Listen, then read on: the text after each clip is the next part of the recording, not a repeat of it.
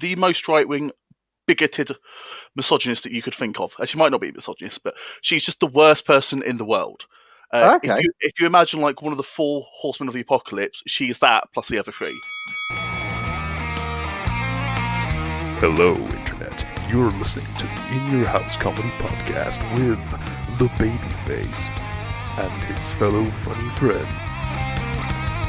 Now hold on to your butts. Keep your arms and legs inside the podcast at all times. Prepare to have an autographical orgasm in 3, 2, 1. Okay, welcome in everyone to episode 24 of the In Your House comedian podcast. I am stand-up comedian Kd Hinken, and I am joined as always by one of my fellow funny friends from around the comedy circuit. Please welcome Mr. John Morris. How are you doing, dude? Hello. Oh, I'm doing great. I mean, found out we're in tier 3 today, which is lots of fun. I don't know what tier you've been stuck into of the Christmas present of doom. Yeah, when does that start again? Is that the 2nd of December?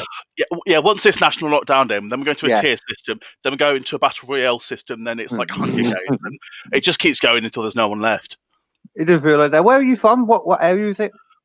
So I'm in Clifton, which is just south of Nottingham. Oh, I don't know. Birmingham. Okay, so to the east. Okay. I totally did just have to do Naughty Elephants to remember which way east was. I do never eat shredded wheat. Oh, yeah. Yeah, that's the one, yeah. So, yeah, it was a very positive start to that then, straight away. Talking about... We'll get it out of the way, I thought. Yeah, you know what? I always say this with stuff. Like, it's pointless trying to ignore all the corona stuff because it affects everything right now. So I don't try to ignore it on here. It doesn't go out on YouTube, does it? Because you just said the swear word that will get you banned. Oh, yeah, demonetized, ain't it? I find it nice that you think this gets monetized to begin with. I'm sure your several thousand listeners help you get a bit of cash in. Oh, yeah, of course. Yeah, all of them, definitely. Yeah. It's internationally renowned. You know what? I wanted to ask you something, actually. Because we were both on that Awkward Question Time, the Alex Lean program. Yes. Which you can catch on repeat on Alex Lean YouTube and on Joke Pit, I think. I'm not sure about that one. I might be wrong about that one. I don't know about the Joke Pit, but it's every Sunday at 8:30 going forward. The Alex Lean Facebook page. Yeah, it was I really enjoyed that. But I'm still not sure who the hell Priti Patel is. Oh, okay. I mean, I can see a share screen button here. I can get you a photo up of her if you would like, and I could show you her face. I mean, I could look for it, but I doubt that will help you much. So, Priti Patel is a government minister who I think the best way to describe it is State or Home Department. That one. Yeah. So she's she's a pretty lady. Oh, what's it called? Home Secretary. That's the word I was looking for. Yeah. But she is possibly the most right-wing, bigoted misogynist that you could think of. She might not be a misogynist, but she's just the worst person in the world. Okay. If you imagine like one of the four horsemen of the apocalypse, she's that plus the other three. She did a great video the other day where she apologised for bullying in the workplace. So bad that the person who did the report on the ministerial standards quit because Priti Patel wasn't fired. Oh, wow. And she just spent the entire time in this 30-second video smirking, saying, "I'm sorry that you felt that I have treated you poorly." The standard non-apology, but she didn't even try to sound sincere. I feel like it's because I feel like I follow like news stuff generally. I feel that is this like a recent thing that I've just completely missed then? Well, I'll give you this. I work in politics to pay my bills because comedy doesn't. So I've known Priti Patel for many, many years. Not personally, thank God. Yeah. But I mean, it's definitely she's been a big name the last couple of years on the political scene. She's one of those hard right Brexiteers and some Boris Johnson's inner circle. Oh, so she was one of the wanting to leave. Is that then when you say Brexiteers? Yeah, I cannot confirm that's exactly what she wanted, but I can't see her being a Remainer in any way, shape, or form. You know what it is? I've said this a few times on this podcast. I get really confused with the right and the left, which is which, and just the concept of like the team mentality. You know that like there has to be one side that's right or the other. And most of the time, it feels like it's the middle that's right. So it's a bit of a fallacy of politics. Naturally, you've got in the UK a right wing and a left wing party who tends to be in charge of the Conservatives or Labour. Sorry, Lib Dems, but you haven't won power for about 100 years. Yeah. But both are broad churches, so even within those parties, you've got differing opinions. So let's go for Labour. It is. Don't tweet me afterwards saying rah rah rah. It's the party of so and so, but it is both the party of Jeremy Corbyn and Tony Blair. And there are people throughout the entire left, centre spectrum within Labour, as it should be. And in Tories, it's the same. You can go all the way from like your One Nation Tory, let's say like David Cameron, who, although austerity was awful, he himself was quite a progressive on social issues. So like equal marriage came in during his tenure, all the way over to Skeletor, and then you have Thatcher. So you're saying that a lot of them, even though like they're in these parties and they might be right wing or left wing, a lot of them do lean towards the centre in a lot of stuff, depending on what it is.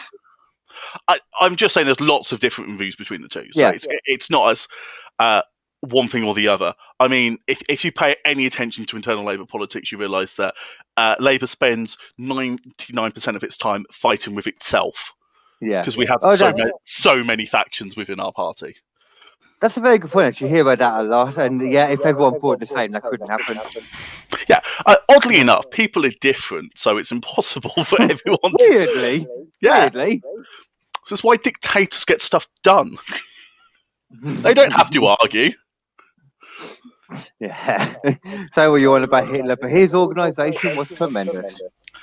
I am leaving that there without a comment. I think I can hear a slight echo. Let me see if it's me. Wait, that wouldn't work actually. I'll say the word duck and see if it echoes. Duck. No? Nope. Oh, we're good actually. I turned my mic off and turned it back on and it stopped. So it must have been me in that case. Oh, okay. Yeah, so let's just blame you. Mate, it's the usual. It works, and it's usually bang on. To be honest, are you wearing a Santa's hat? I am. You are. But I see you've had professionally made to have your initials on it. Definitely professionally made. Yeah. Yeah, totally. Definitely. Not just a black marker pen. No, I'm better than that. I can hear the echo again. I'll try turning myself down. Is that a bit better? It went then when you were doing that. Is that better? Yes. Yeah. Okay. Yeah. It must have been slightly coming through from the speaker on your thing. That's fair. I've turned my volume down. Cool. Do you edit this at all? Yeah, I edit it a little bit. I edit awesome, it as I need to. No. I like to leave it as unedited as possible, but there's always sometimes it's very strange the things that comedians get bothered about in regards to what they want cut out. Not what you'd think at all. Never the stuff you'd think at all. I mean, I would just suggest that you might want to cut the Hitler joke out. Oh no, that's fine. That's fair. Don't worry, man. That's good. Anything you want cutting out, of course, tell me. It's fine. Like, again, I spent time working in politics. I've learned that if I don't want something being repeated, don't say it in the first place. There you go. But weirdly, a lot of the time, it is more based on politics and whatnot, which is the things that people want cutting out, which I find surprising. From a personal, I get why people don't want to connect politics to what they do. I mean, comedians, I think, have a duty to hold power to account. Even if you're not a satirist. Yeah, satire. That thing. Words. I am so sorry. This lockdown's gone on so long, been stuck in such a high tier that I've literally forgotten how to interact with humans. Yeah, I feel like when it comes to being out and about again, I'm going to have to take like a cardboard cutout, so I feel like I'm talking through a screen still. Yeah, I'm just trying to leave conversations by finding the button on Zoom. Yeah. Like, I'll get off this. I can't just leave. I'm stuck in here. But there's people I don't want to talk to. Why can't I mute you? People have been asking me that forever. What the fuck was that on then? Sorry, something just happened on my screen. I see we're There we going go, on okay. the more technical difficulties because There's despite nothing. having an entire year stuck at home to master it, the tech still throws up new problems. It's surprising. The tech is always the issue. But so what have you been doing then over lockdown time and just the I don't know what you call it, the isolation time in general? This year, while things have been falling apart, what have you been doing, comedy-wise or just sanity-wise, to get by? Oh dear! I mean, getting by is it's basically the only thing I try and do each day to get towards the end of it. Yeah, that's all we all do. I mean, comedy. I've been doing a bunch of improv, which has been good fun. But to be honest, I have just been playing a lot of video games Okay. and spending my time completing the backlog that has built up over several years of having to do proper work and not have time to sit playing Assassin's Creed. Oh, so you've been catching up. So what's been your poison of choice and whatnot then? I mean, at the moment, I'm playing the new Assassin's Creed and Dark Souls. That Valhalla, the new one. Yeah, Valhalla. So Vikings set in medieval Yeah. England, or the last time that things were going well in this country. Yeah. So badass. And actually, I've played a bit of Watch Dogs Legion as well, which is. So basically, all Ubisoft games are basically the same game with a different veneer. So Watch Dogs Legion is set in a post-Brexit Britain, where really? yes, Oh god, okay. Where it's been taken over by crime syndicates and an evil Amazon-like conglomeration, and The everyone is corporation, not the jungle. Yeah, basically. And the fact that it's just now, it looks like it's set in the past. It's like, oh, so this is what London was before all this happened. Yeah. With people in the streets, and the ability to converse without wearing masks. Well, man, I mean, in a future world, like a dystopian world, it always ends up looking like the past, and I could see that. It makes perfect sense. To be honest, I used to go to London like every couple of weeks. I love the city. I lived in it for some time as well. But I've not been since the start of this year, or maybe the end of last year, I can't quite remember, but ages. So I literally did walking tours on the map of Watch Dogs Legion, just going between City Hall up to Parliament, going down the South Bank. Oh, is it all proper then? It's the landmarks are there. If you squint, it looks correct, but if you know it in depth, so if you know all the shortcuts and stuff, a surprising amount works. But it's clear that it's a video game. Some streets don't exist, some landmarks don't exist in it. But so the majority of the structures there. If you know London and you play it, you will be surprised by the amount that's within it.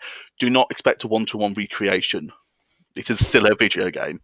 Don't expect to like plan some kind of route for a murder in London by playing it. Yeah, but especially if you know London quite well, if you walk through Hackney in it or Camden, you'll just get random people on the street swearing at you. That sounds about right. No, precisely. So they've clearly done their research. Yeah. What we need now is just someone trying to steal a crack rock off you, and you good? I did not understand what you just said. It's probably better that way, to be honest with you. But yeah, were they the same people that made what was it called again? The games, because you said the games are very similar. Did they make the Division, that one? Yeah. So I think I've not played the Division, but it's basically just a shooter in a giant open world, isn't it? But it's one of those online only sort of games. So I don't think it was online only because I never played the online only games. I'm not an online game player. I like the story games. I was into Halo 3 big time when I had that, and the first Gears of War, and I got good at those, and then I didn't play online as much. And now whenever I go, I'll go play online, I just get absolutely destroyed. Yep, same. It's like I'm just going to go and play my single player games and pretend like I'm a god. It's so much easier. Like, no, I'm exactly the same. I get mauled whenever, like, Call of Duty. I remember, which one was it now? There was one that I got really good at for a bit, and I got really happy getting like third on the list. I was so happy. I can't remember what it was now. I think about the time, the first Modern Warfare, I played a lot of. I think that's actually the last Call of Duty I even cared about. I don't even remember which one. They all There's so many of them now. There's like a whole new company doing it as well now, because you used to have the two. Now there's three of them, isn't there? I have no idea. Sure. I remember there used to be Treyarch, Infinity Ward, and nameless corporate entity 3. I don't know. Oh, it's going to annoy me because I know it. Sarian? No. Let's have a look. On my own, Jamie. Call of Duty companies? That might work. It's made by Activision. Yeah. Infinity Ward. I swear there's another one. There's only 2 here. Oh, I don't know. I'm not going to spend that. Maybe they've gone back to. I think listeners can Google and find out. Yeah, well, I like to find out. I like to find out. But no, I can't see it on there. I'm pretty sure there was a third one that got added to it as well. But don't wait. Treyarch was listed on there too, but they might just be another part of one of the other ones. So I've just Googled it. Top Google, it goes Activision, Treyarch, Infinity Ward, and then Nokia.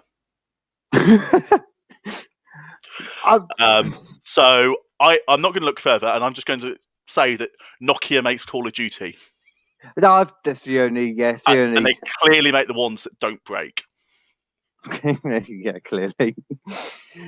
Are you moving swiftly onto a totally random other subject? Are you a Conan O'Brien fan at all? A lot of people are varied on this. Yeah, I watch his bits randomly on YouTube when it pops up. I prefer him over James Corden. Much prefer Stephen Colbert. Yeah. Really? Yeah.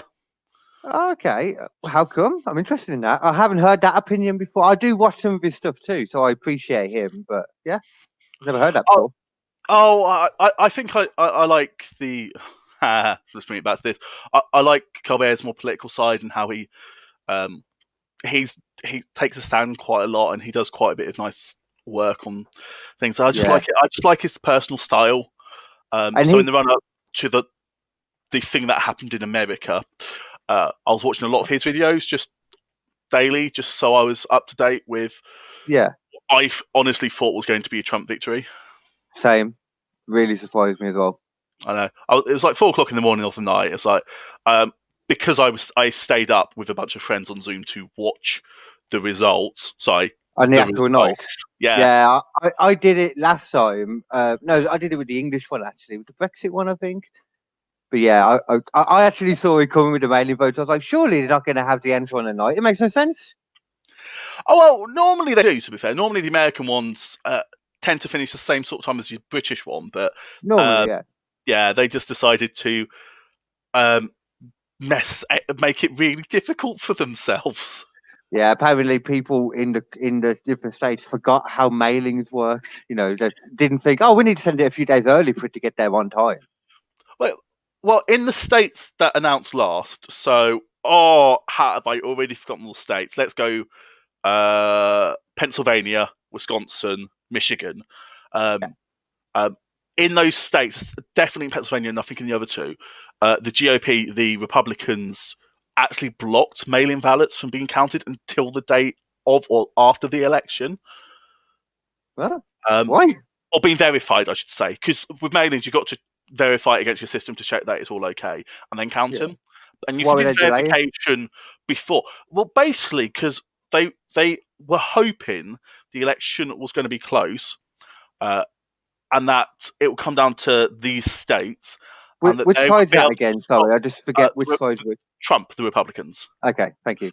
So they were trying to make it as difficult as possible to count the votes, so that they would have more opportunity to undermine the count using the Supreme Court. Okay. In the 2000 election, that sort of happened in Florida, where the Supreme Court stopped to count the votes several weeks after said election. Yeah, is that the one that took a bit longer because they mentioned this a few times when this was going on? Yeah. So Al Gore in 2000 won the popular vote, much like Clinton did in 2016, but lost the presidency because of one state, because of Florida. Yeah.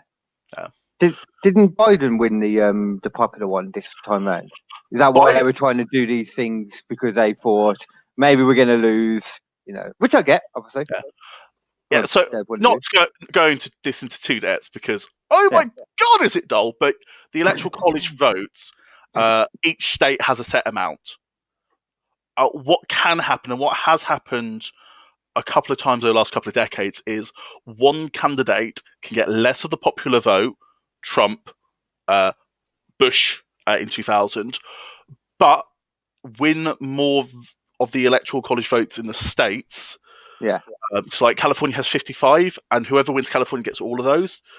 But actually, the smaller Midwestern states might only have a couple of votes here and there, but there's a lot of them, and the Republicans win a lot of them. Yeah. The popular votes going by UK the popular votes go by like amount of people rather than the system they use. So all the popular vote is, it has no bearing on the result of the election. It's just who voted for who.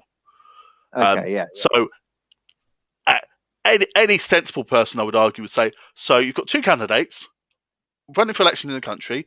Everyone gets a vote, and all the votes counted equally. So whoever wins the popular vote would then win the election.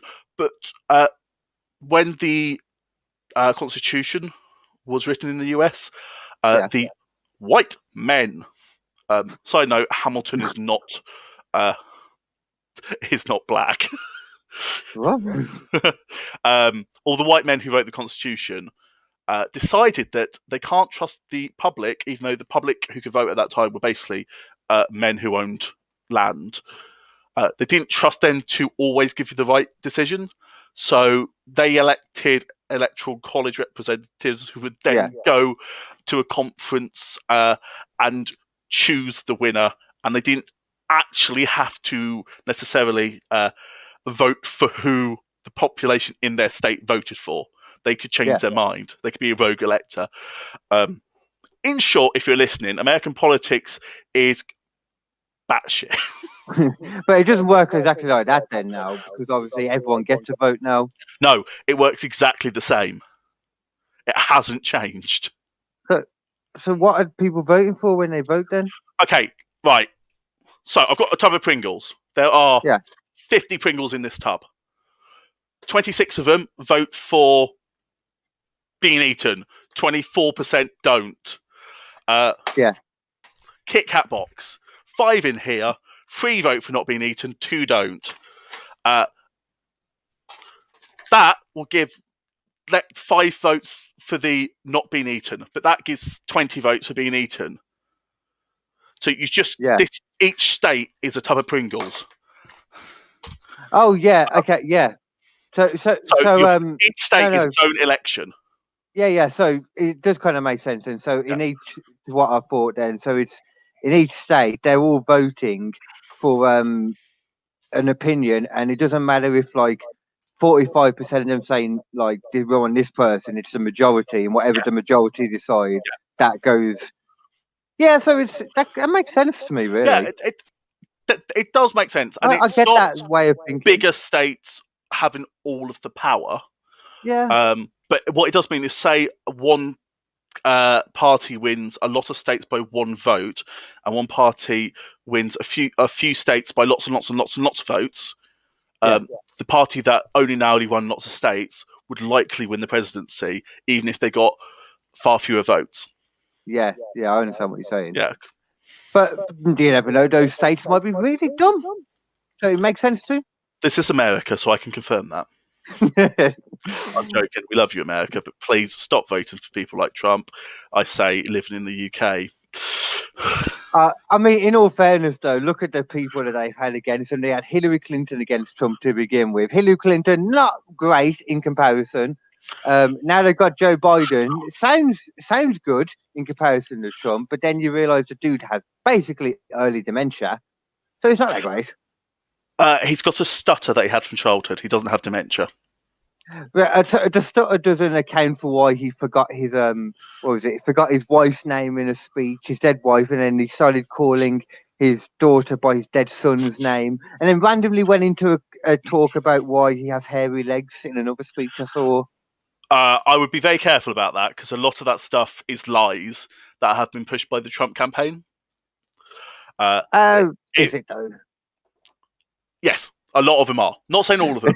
A lot of them are. Because there was a thing that went around that Biden had referred to George W. Bush in the debate, when in fact he was just responding to the person doing the debate whose name was George.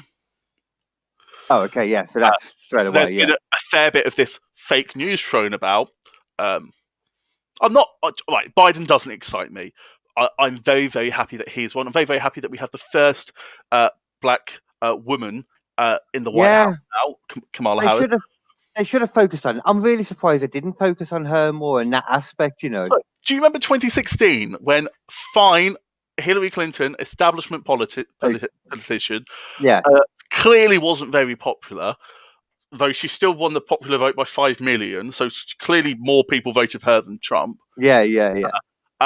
And there was definitely, on top of people's thoughts on her, quite an element of sexism in it. Yeah.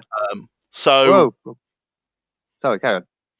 So I'm not surprised that Kamala Harris was focused to the areas which she would do well in, like most vice presidential candidates are, because you balance the ballot, so you appeal to more people across the country. Yeah, I understand it in that sense. Yeah. Right. I am fed up talking about politics. Hold on. Before we do that, hold on. There we go. Okay, right. I'm going to put on a video. What site are you showing this from? I can see it at the bottom. Hold on. I'm having a look for some random gaps. Right. And why should the voters believe that you can win the national election? I was a Democratic caucus. You ever been to a caucus? No, you haven't. You're a lying dog-faced pony soldier. You're a damn liar, man. That's not true. And no one has ever said that? No man has a right to raise a hand to a woman in anger. And so we have to just change the culture, period. And keep punching at it and punching at it and punching at it. If you want to check my shape on it, let's do push-ups together, man. Let's run. Let's do whatever you want to do. It is important that Iowa and Nevada have spoken, but look. Get your words straight, Jack. I'm Jill Biden's husband. I work for Cedric Richmond. Granddaughters not only love their dads, their grandpops, they always like them, and that's the great thing. Thank you, baby. I'm going against what I was saying. Watching meet Finnegan. Anyway, just kind of funny. Doesn't seem like he's too bad or anything. No, I mean...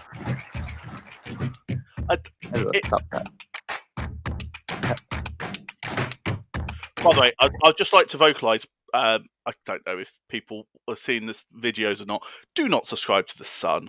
Please do not. Yeah, I know. I just want to undercut that. I refer to, Biden isn't...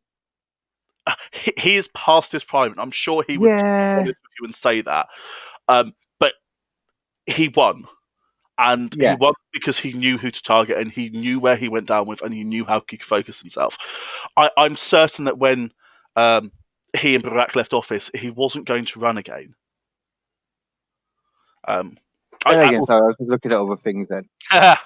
Because I was looking at Biden things to see if there was anything on there about it. But you know what? There doesn't seem to be as much, like you were saying, about the a lot of stuff you probably would have seen on Facebook, and it probably would have weirdly either been shared by the far left, who were Bernie or bust, or by the far right, that Trump cabal. Look, in that stuff, clearly he's got some words mixed up. I mean, when you're doing that many speeches, it is tough for anyone. Yeah, you're going to mess up words and stuff and say the wrong thing. I can think of very, very few elections where there haven't been gaffes like that. Yeah. I mean, at least he didn't go hide in the fridge. And I just want the video where he was kissing. I believe that was his granddaughter. I mean, Yeah, it was what, just off the lips. yeah. I wouldn't I see mean, anything bad about that. if well, I'll say no. If that wasn't his granddaughter, that's a bit weird, and that's definitely crossing the line. It wasn't like, oh yeah, if it was just some random person. Yeah, Yeah, it was if just a that's little kid. if that was his granddaughter, cool. At what point does it go from acceptable to kiss a baby's head to not acceptable? Yeah. Is there like a cut off for this? Weirdly enough, I was hearing someone talk about this in a wrestling podcast I watched recently when they were talking about this one guy, Titus O'Neil, kissing his son on the lips, and his son's like, looked like he was about 14 or 15, something like that. He just went over to him at the baby and kissed him on the lips. It's like, is that weird? I don't know. I don't think I wouldn't do it. Yeah. I think this is a cultural thing rather than a weird thing. If you're planting a fat one on them, if you're sticking your tongue out and going down, Yeah. I'm going to say that crosses the line. I would have to agree with you. But if peck on the cheek, absolutely fine. Yeah, You're going to it's not occasionally like, miss pat on the lips. That's not really that weird. yeah, I doubt he's really. I don't feel like he's going to be trying to sneak into his room and put his winky in his dinky because of that. I mean, I don't think he's going to be having illicit affairs in the White House like certain other presidents that we have had. Didn't he actually? Didn't Trump actually pardon a turkey recently? He didn't do that most of the years, but he did do it this year. I think that's a yearly thing. I'm not sure if he did it. Yeah. If he's done it every year, but it's meant to be a yearly thing. It's meant to be, yeah. Thanksgiving. Well, it's hilarious because 2 years ago, whilst he did it, he was having a rant at the Democrats after the midterms for not accepting the results of the election. Irony. And someone, I believe, shouted out at him, "You're going to pardon yourself, Mr. President." Probably because he farted more than anything. Trump is like, just to quickly talk a last bit about Trump then before we start talking about politics. Trump is just immensely entertaining. Like, I love Trump for the same reason I love George Bush. I was a bit younger then, but it was just the entertainment part of it. He's just fun to watch because he's a freaking, not even because he's an idiot. He doesn't care. So what I've seen this year is actually Trump isn't as stupid as I thought he was. Nah, definitely not. Don't get me wrong, he says some real stupid stuff and he goes off and he doesn't make sense a lot of the time. But actually he's not an idiot. He can't run a business. He can't run a country. I wouldn't even trust him as a manager of a local McDonald's, but I understand that. I mean, everyone thinks that he's like this great businessman, but all his businesses fell through. Yeah, I mean, a Japanese company owned Trump Tower. He doesn't own Trump Tower. I don't quite know all the ins and outs of this, but yeah, basically, if he hadn't spent any of the money that his father gave him, he would be richer now. Than really? Now than after all of his investments. Yeah, I think it basically shows you that if you're rich, you can fail as many times as you want, and you will be fine. If you are poor and you fail, good luck. Pretty much, yeah. And in that sense, it's really fun being a comedian, especially during this time. Yeah, I mean, I don't know what sort of level of your career you were at, but I'm only a few years in. Like, yeah, I wasn't making any money anyway because I wasn't trying. I was having fun doing Comic D and getting involved in bars and learning the ropes. I had no desire to earn money. I hate how much everything is based on money in general. It really bothers me. Like, I put so much work into all the comedy stuff and that, and then people ask me like if I work. I'm like, well, I don't work in the sense that I'm had a full-time job where I'm getting money all the time, but I put so much work in all the time that I'm working full-time. They're like, well, you don't earn money, so it doesn't count. Like, what? Volunteering is a thing. Yeah, exactly. Thank you. You're volunteer to help out of work comics. Yeah. And if that happens to help me at the same time, so be it. Yeah, I don't like this in society. I mean, there's two things. You don't have to do stuff to earn money. You should work and you should do what's required to support your communities and all that. But Mm. I entirely support universal basic incomes, and I think everyone should be treated fairly, not be forced to do work that is demeaning, because it's unnecessary. You don't need to. Yeah. But you also, so if you want to do stuff for free, even if it's hard work, do it. It's only going to be a benefit to you as you learn and you decide what you like. And if you, Exactly. I don't know. It's something you got to base on each different person. Everyone, like you said at the very beginning, actually, full cycle. Everyone is different. And as I'm sure people are aware listening, you don't actually have to be good at something to do it. It's very, very true. As they've been listening to me and realised, oh no, he's shite. What is he doing in a comic? Yeah, we just chat about anything on this show. I like the interesting stuff too, man. Yeah. And I find all of that very interesting. But going back to Conan O'Brien, though, the reason I brought him, the reason I brought him, the thing I mentioned half an hour ago before we went on a Trump tangent.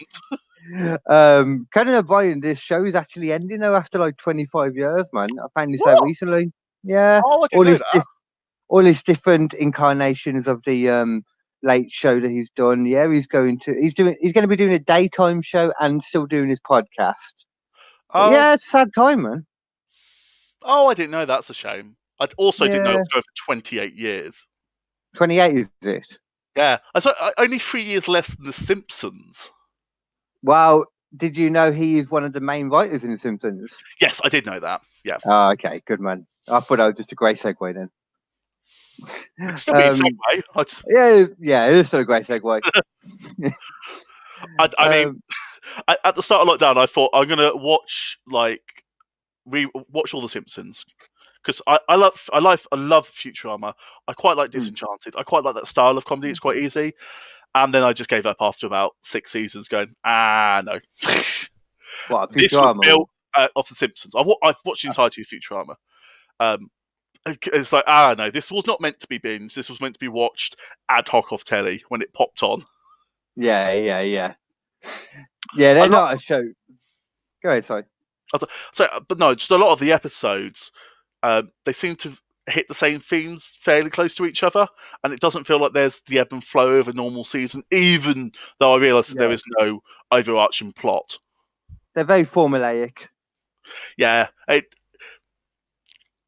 give me some, like Parks and Rec or Scrubs or Brooklyn Nine-Nine. That's one I think of that I've watched so many times this year. Oh yeah, Brooklyn Nine-Nine is great. I haven't watched him. I haven't like re-binged him this year, but Brooklyn Nine-Nine is just one of my favourites at the moment. Oh yeah. Simpsons used to be one of my favourites. I grew up on that, but it's gone into it's got pretty crap any Simpsons now. Let's be honest. I'm gonna be honest. I think I stopped watching it. It must have been early to mid 2000s when they were still hitting the mid-teens seasons wise. Yeah, the quality was already going down. It got better after the film because, from what I gathered, they focused too much on the film, and after the film, it got better for a bit. I don't know what it's been like for the past couple of years because I haven't bothered again. So I think I've watched like the crossover episodes. With Family Guy. Yeah, and they had a Futurama one as well. Yeah. But I'm sure there's still fun in it. But 31 seasons now of something like that, man. Yeah, it's up there. The Berlin Wall came down the same year that this show started. Wow. What was that 91 or was that 89 or 89 the Berlin Wall came down, 91 the USSR collapsed.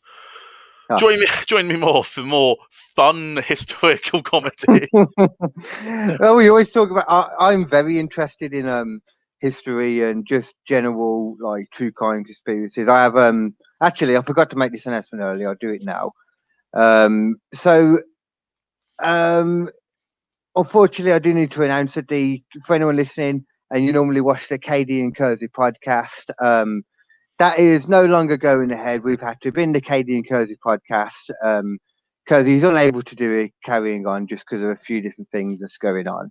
But you know me, I do not like to give up, and I can now announce the mid-season finale on the 30th of November. We'll still be going ahead with its brand new name. It will now be called the Kill Them With Comedy Podcast. Each week I will have a comedian on with me and we will each present our own true story. It will be research presented and discussed by me and another one of my fellow comics. Nathan Parrish has agreed to be a regular guest co-host, I guess you'd call it, for the time being. It will cover all things in regards to true crime, conspiracies, unsolved mysteries, amazing events, and anything weird and or interesting. Kind of mess it up a little bit, but I will be starting with Tower 7, of course, which many refer to as the smoking gun of 9/11. Do you know how many towers fell down during the whole 9/11 thing? We won't go into it fully, but do you know how many towers fell? I thought it was 5 or 6, wasn't it? No, it was 3. So you had the two main. Yeah. I'll show Oh, you sorry. them. Sorry, I was thinking White House, the 2 twin towers, and Oh, the smaller tower that got hit. yeah. There was the 1 and 2 you can see on the picture were the 2 towers, and then Tower 7 at the back is the one we're going to be focused on during the podcast. All of those got badly damaged. All of those buildings. Well, Tower 7 didn't get hit by a plane or anything. It got hit by a bit of debris and stuff, but apparently enough that it caused a fire, and it became the first and only steel structure tower to have ever fallen over or collapsed due to fire. It's very interesting. There's a lot of random shit to it, man. You don't have much of an opinion on it, do you? Oh, it's 9/11 conspiracy theories. 19 There years you go. later, it's I'll keep my opinion to myself. No, I'm not covering the majority of 9/11 because I don't believe a lot of the conspiracy. I like conspiracies because I don't believe most of them. I like the psychology behind them. Yeah, cool. That is awesome. But yeah, oh my god, just with it's. I see all this stuff on Facebook. Let's be honest about the vaccine, and so it's like the vaccine's autism, blah. Like, and it's just like, oh come on. Yeah, where has that come from, Susan? I'm sure you, with your PhD on Facebook, understands how true this source is. Yeah, anybody can put words in front of an image of a minion. What? It's true. Oh, if you're not saying it's like these minion pictures that corrupt people's aunts. It's just like, what are they using them as memes now? Yeah, basically the minion conspiracy theorist memes. Oh god, no, I haven't seen them, and thank God. I'm just still trying to figure out where this vaccine stuff comes from. Even my mum said it at one point. Mama Hinken, that you does the quiz off. She said it at one point. Like, where are you getting this from? The news, I think. I don't think it's like been peddled by the mainstream media. I think a lot of the stuff comes from fear. It comes from the unknown. It comes from not being kept in the loop, either by not paying attention to what's happening, or by governments not having the answers or giving the answers. Yeah, a lot of it seems to be down to government mistrust in general, doesn't it? Yeah. But I say the same thing to anyone. Though it also keys into what you said about not knowing, because the government aren't the people making the vaccine. No, what we've got Moderna, we've got part of Pfizer, and we've got, Oxford as well. They've all got vaccines made within a year, made safely. Completely safely. The reason that vaccines normally take longer to make is because bureaucracy, no political willpower, lack of funding, and extra hoops that you have to jump through. Mm-hmm. Whereas this right now, it's all about. There's never been a situation during like modern time when all these companies have everything in the world has been driven towards finding this one thing. Yeah. It's like if you're cooking. If you take out the time where you're drinking a bottle of wine and have a random chat to your aunt, it goes a lot quicker. They've taken away all of the nonsense. Probably not the wine. They've probably kept the wine to keep them going. But And do you know what? The fact that these vaccines are so effective, at 90% plus, don't treat that as, oh, that means I've only got a 1 in 10 chance of not getting it. That means 90% of the population won't be able to spread the virus, and the virus won't be able to mutate as easy. It won't be able to get to the more vulnerable parts of the population. The flu vaccine is only 40 to 60% effective. Yeah, so And the TB vaccine that pretty much has wiped out TB now was only 70 to 80% effective. 90% will be looking at eradication. And this is only the first iteration of the vaccine. It doesn't mean it's not safe. It doesn't mean it's not effective, but it does mean that more will be learned on it, and it will be improved and iterated on. Yeah, because they said it's not. It's a vaccine in a sense that the main thing of something was that it would, if you get it, it would drop it down to a minimal case, so you probably wouldn't notice it. So it's good as a vaccine, or some of them just got complete protection. Yeah, I mean anything helps because exactly. Yeah, the coronavirus has a death rate of about 1%. It's no one quite knows. It's difficult to work it out. Yeah.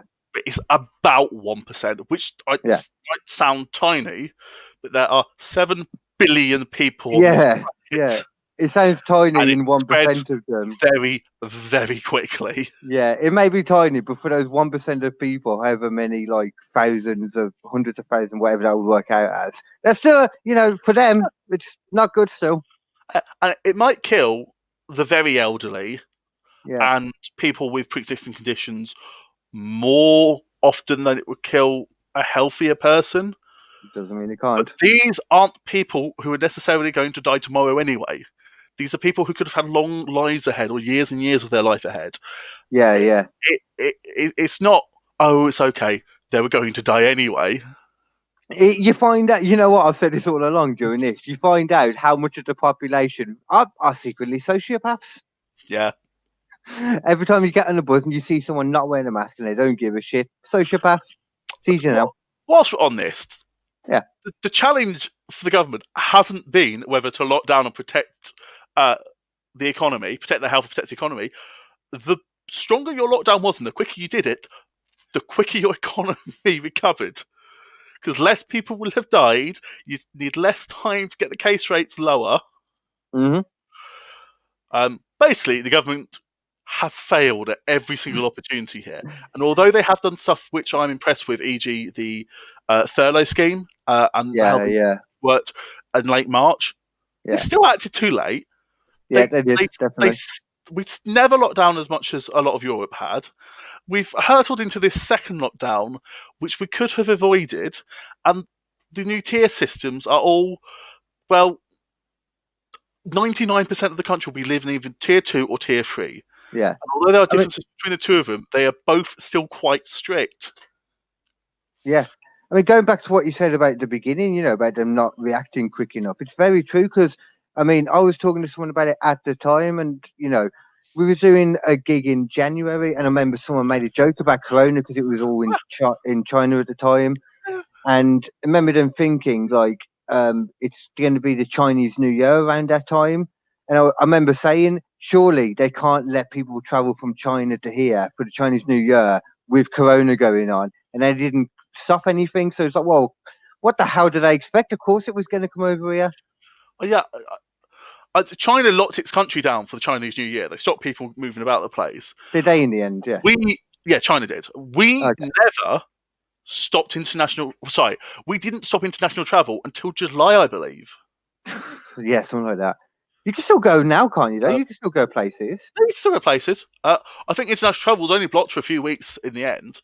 It was absolutely ridiculous. Yeah. And look, I'm not necessarily against people traveling if they have to, but like New Zealand, Australia, either put them in a containment facility or force them to isolate for a couple of weeks. Yeah.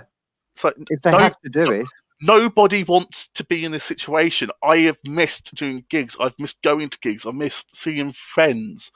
But I would rather we had done it harder, faster, stronger. I'd rather we done it earlier and harder and it's the only way. Less.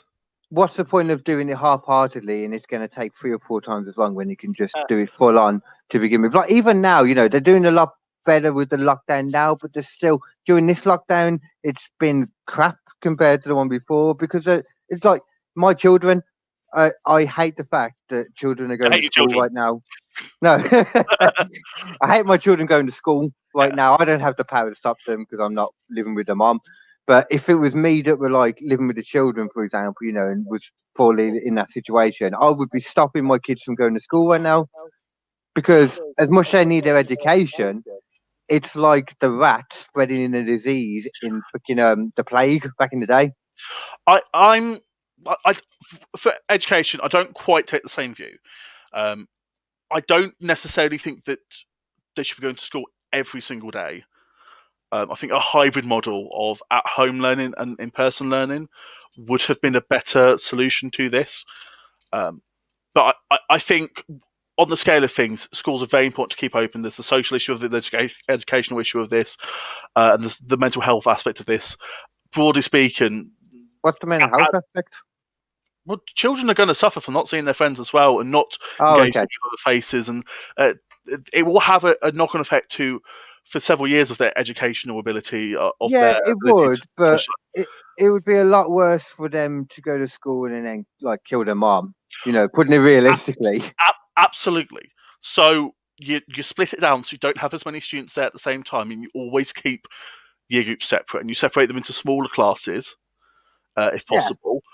And you buddy it up with online learning as well. So in school 2 days, out school 3 days, and then you'll be able to spread it about a lot more. If they actually did that properly, you know, that could work. But Or- the thing I've always seen, like, which you've probably seen too, like the things they have done that they were supposed to be doing, when it actually comes down to it and you see it in person, not a lot of them are doing it like they should be doing it. Every school child on That's just in general, not just schools. I mean, yeah, what's it called when you get money for lunch?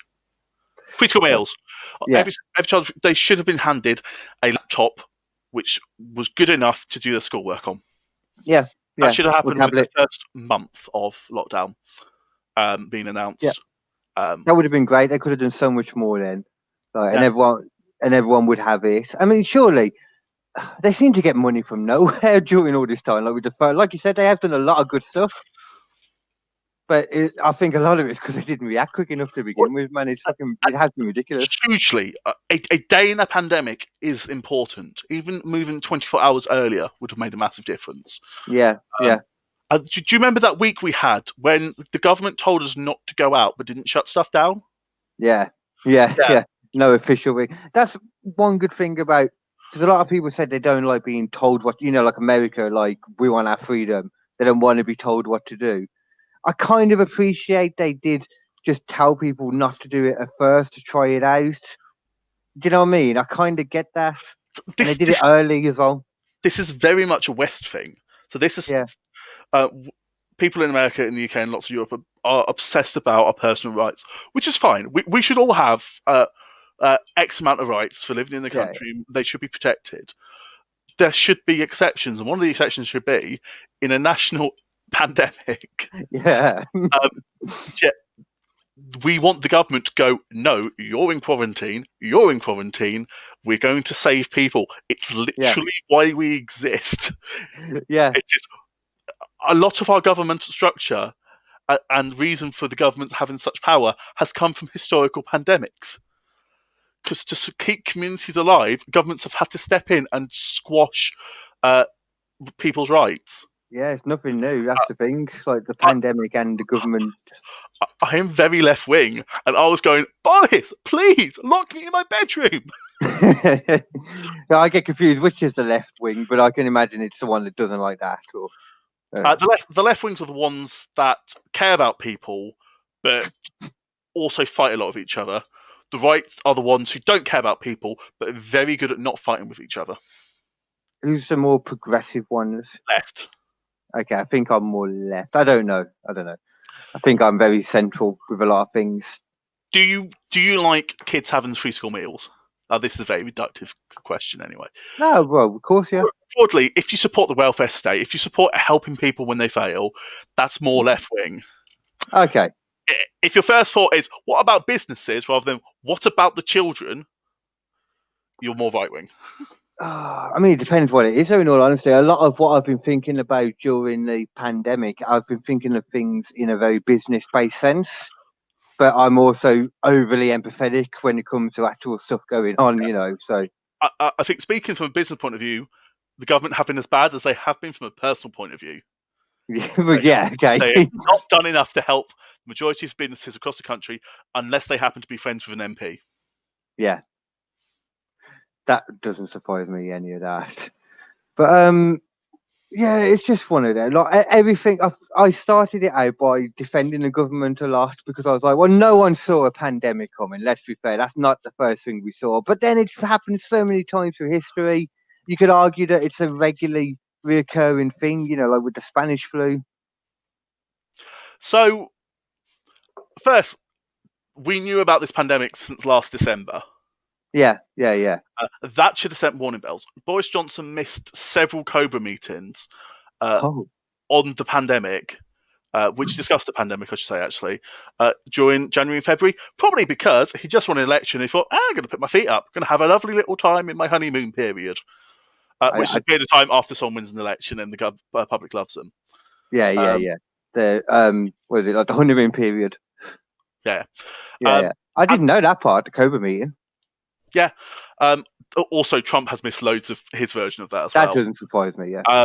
But on top of that, the Conservatives over the last 10 years, and yeah, you can shout at me, but Boris has only been Prime Minister since last July.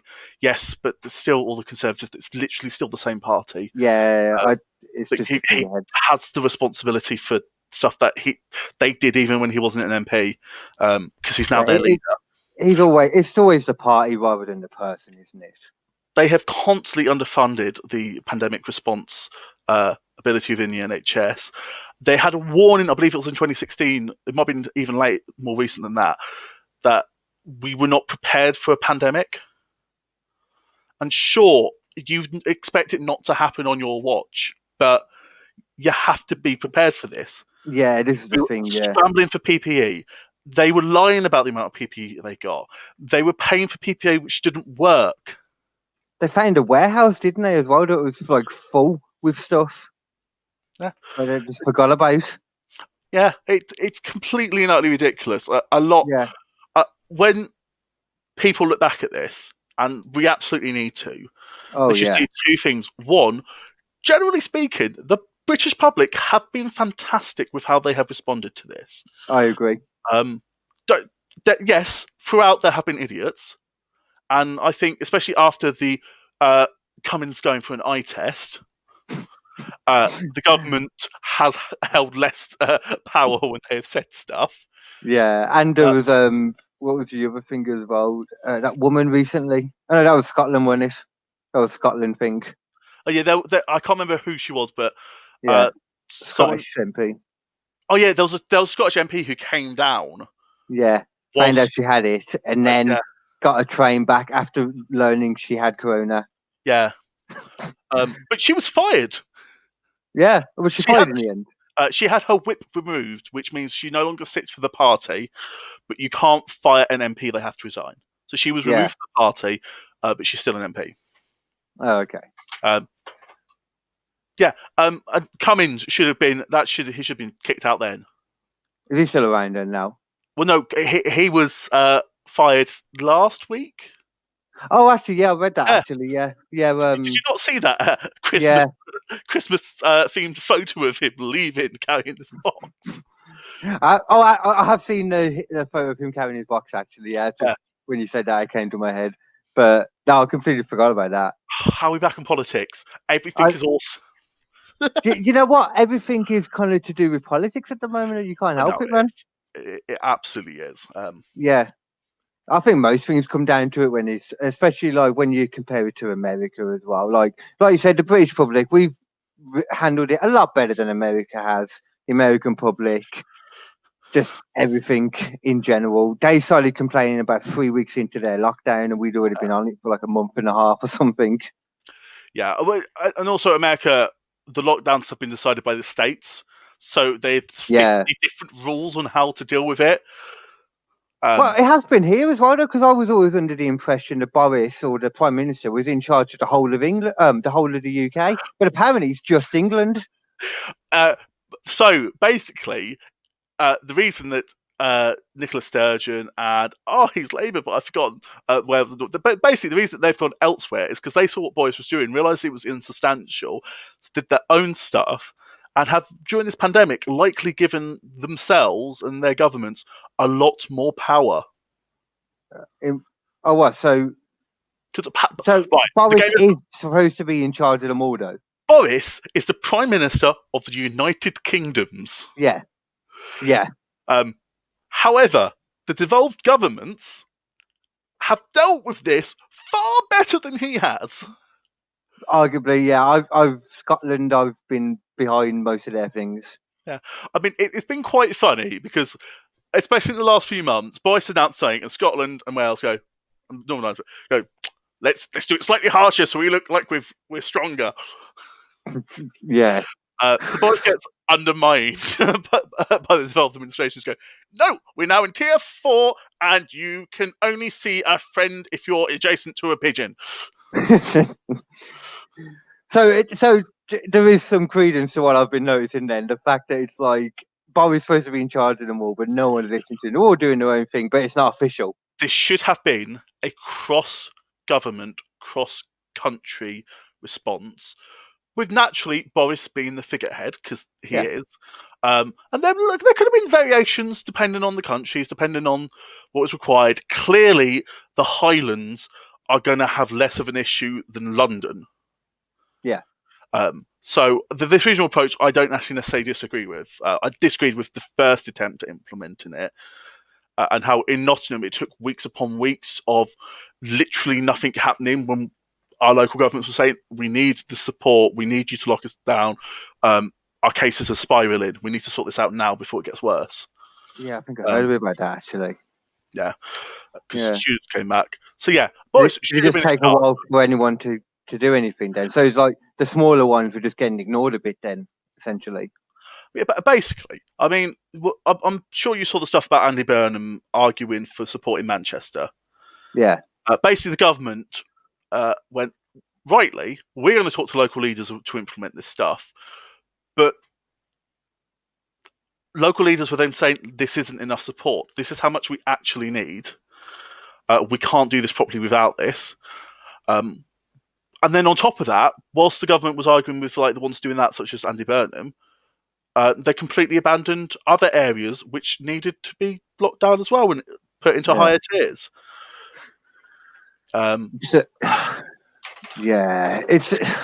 It's very hard to talk about this stuff and not just constantly repeat. They really fucked up, didn't they? And continue to. Yeah. They could have been worse, looks towards the US, but I think there's very, very, very few countries that will be better than. Yeah, I think to be fair, the only reason the US is so much worse is because they were worse before the pandemic started.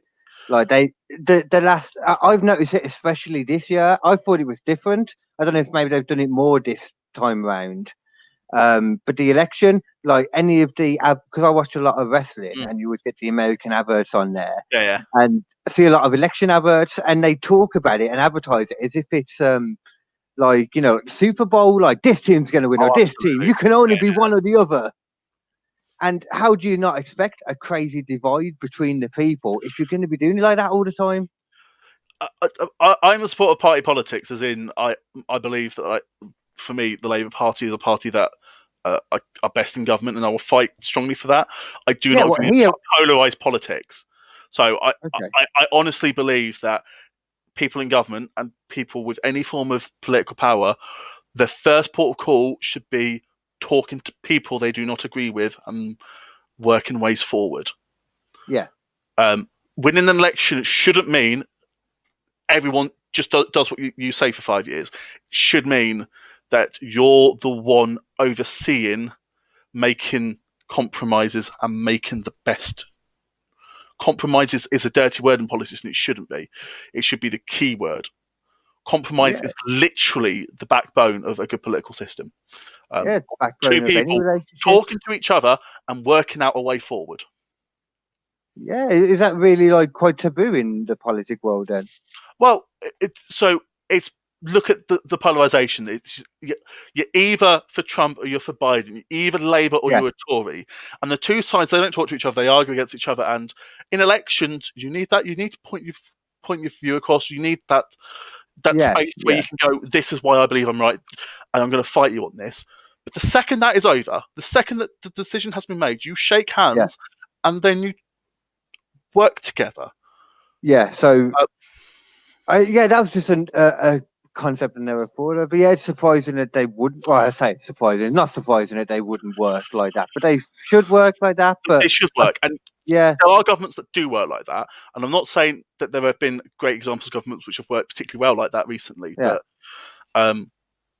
especially in our parliamentary system, if you want to get stuff done, especially if you're a backbencher, you need to work with other MPs from other parties. Do you reckon a lot of that then comes from, because we were saying about like the structures beforehand? Because I think America's worse at, doing the team on team kind of elections. I don't think we advertise it quite to that point over here, but we still are a this team versus this team election thing. America has so much money pumped into their election. Oh, this is the other thing. Yeah, Alex, I think it was Alex Plant told me about this, that over here we have it so that election parties or something can only make a certain amount of money or get it from certain places, whereas in America they have the privatization and they can get as much as they want from whatever company or something like that. I'm going to just find this stat. Okay. And I'm gonna ask you a question, and I'm gonna do it for both the US and for the UK. But just give me a second to find the stats. So ask me another question. That's cool. Okay. We'll do 2016. We'll do 2016 for the US. I want to know when the 2016 elections between Clinton and Trump were finally tallied, how much do you think the bill went to in dollars? How much? For both of them? For both of them combined. As in, how much money do they use in their parties and stuff? Actually, in their whole campaign trail. Right. So actually, I've just seen we'll just do this one stat. The money spent on Clinton's campaign and Trump's campaign, so not congressional, not senators, just the money for those two. How much in dollars do you think it came to? I would not be surprised. Well, I know, for example, Linda McMahon from wrestling donated like 5 million to Trump, so it's going to be in millions. So I say like 2 billion. Oh, 2.4. Oh, okay. Which is a lot of money. Yeah, I was going highballing just because it makes sense. So I don't have the stats for the entire election because it's slightly more complex in the UK because we've got lots and lots of parties. But Labour and Conservatives are only allowed to spend so much on a national campaign. Do you know how much that is? How much can one of the two major UK political parties spend on their national campaign in the UK? Each. Each.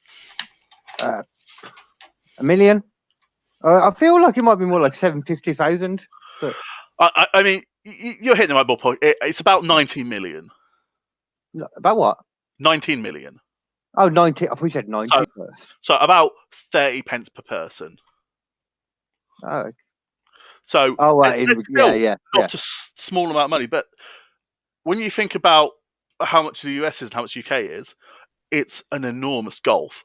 I mean, in the UK, there's a lot more restrictions. You can't advertise on TV. Yeah, and that's a big one. That's a big one.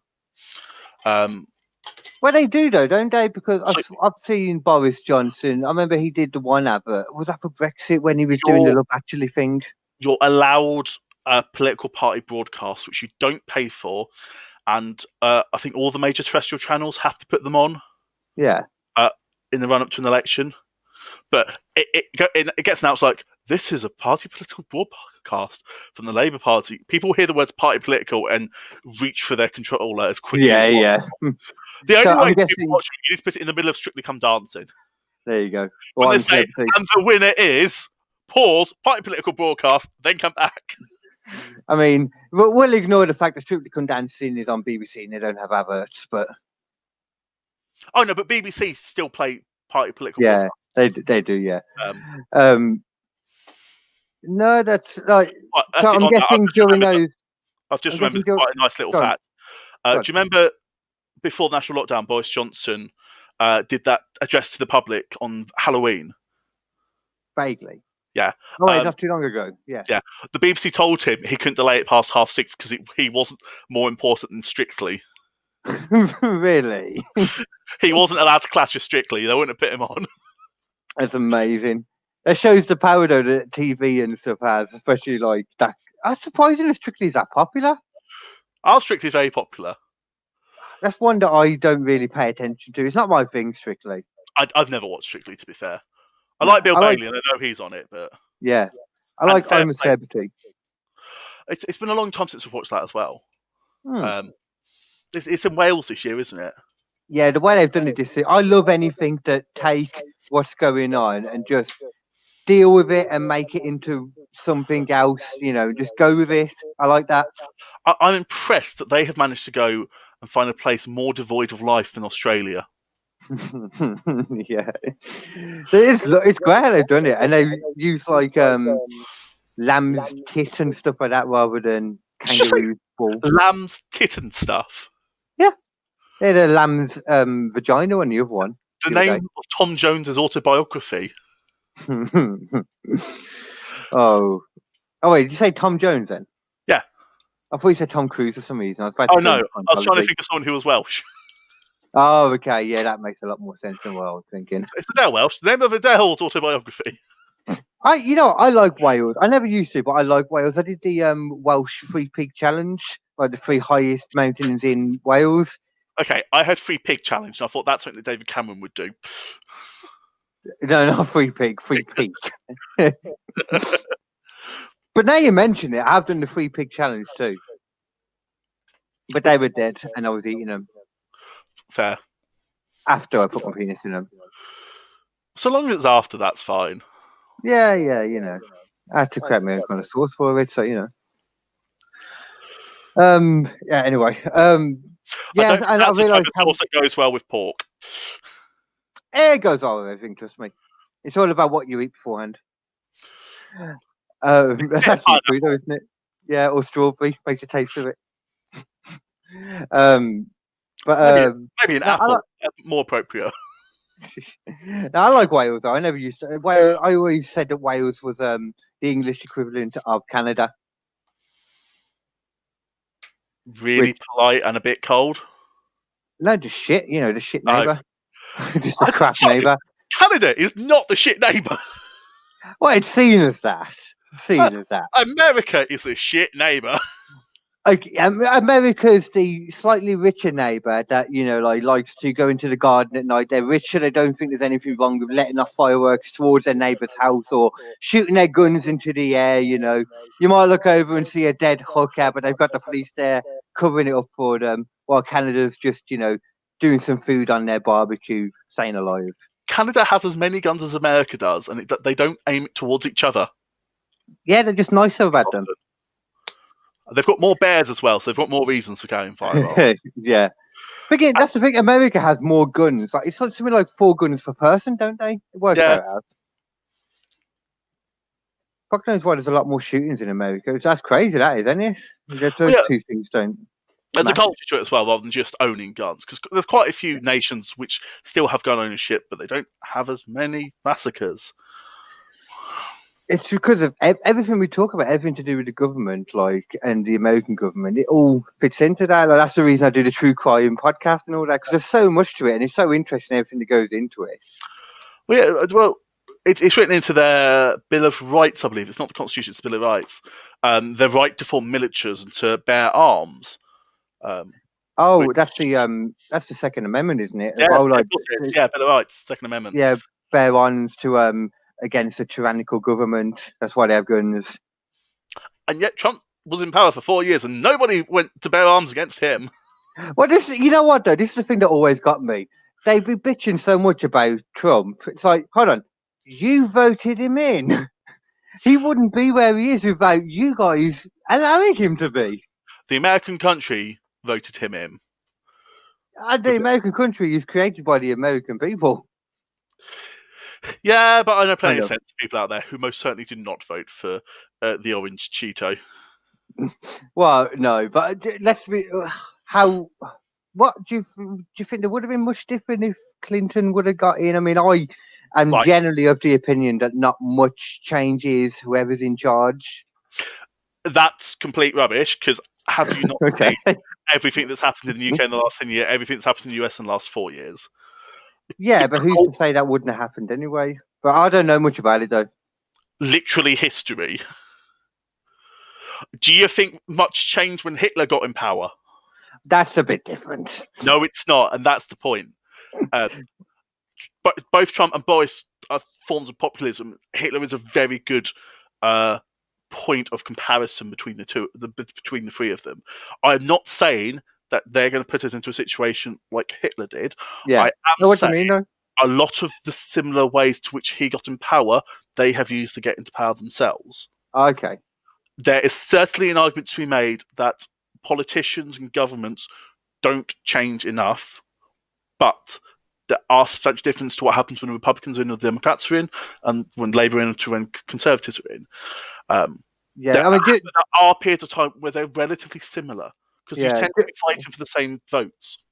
yeah. I mean, just to clarify, the only reason I think that kind of thing, I'm looking at it from like someone in the past when I wasn't into politics, and just basing it on my family and me in regards to what's changed physically, not physically, but you know what I mean. Yeah.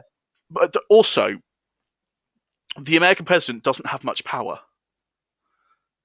which I know sounds counterintuitive, but the only times American presidents can get stuff done domestically, keyword, is when all of Congress is that the House of Representatives, the Senate, and the president can all be different parties. Oh, okay. It only really is they're all the same party, and even then, when it's a decent majority and they're all on the same page, that a president could get stuff passed. I don't believe Bill Clinton in 8 years passed any domestic policy. Oh wow. Or any of his key domestic policies, I should say. Yeah. There would, of course, have been laws and bits happening that were uncontroversial. But yeah. But I mean, that's quite good though in a way, isn't it? Because I suppose having that structure in place makes it so that a president who was a dick, can't just throw out any laws. Yeah. Yeah. I mean, in the UK, a prime minister can literally do what they want if they have a majority in the Commons, which normally you would do. Although coalitions are a bit different. But normally, if you're the Prime Minister, that means you have a majority in the Parliament. Yeah. Which means you can pass any laws that you want to. So in the UK, 95% of laws put to the Commons pass. In the US, 95% fail. Wow. Okay, that's action. That could and couldn't be bad. So because you can see why a country would become more progressive because of that, where they can keep changing the thing. I'm guessing there would be a lot more leeway as well once we go through Brexit. Brexit won't change our system. The EU has never put any rules on how we govern. Oh, okay. I always assumed there was something in there with that, they gave money in regards to like charitable stuff as well, didn't they? Basically, the EU had a lot of power and the EU had a lot of power, but we also elected people to the EU. It wasn't an undemocratic organisation. They had a lot of power in trade and in stuff which involved multiple countries. Yeah. They didn't undermine a country's sovereignty. They had systems in place to stop abuses of power.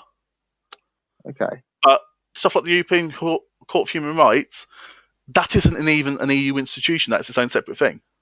Oh, okay. I understand what you're saying. It's more supplying a business rather than, like you said, governing the actual country themselves. I assumed it was more like that, but I just also assumed, with most things, they have to think about how they do certain things because of.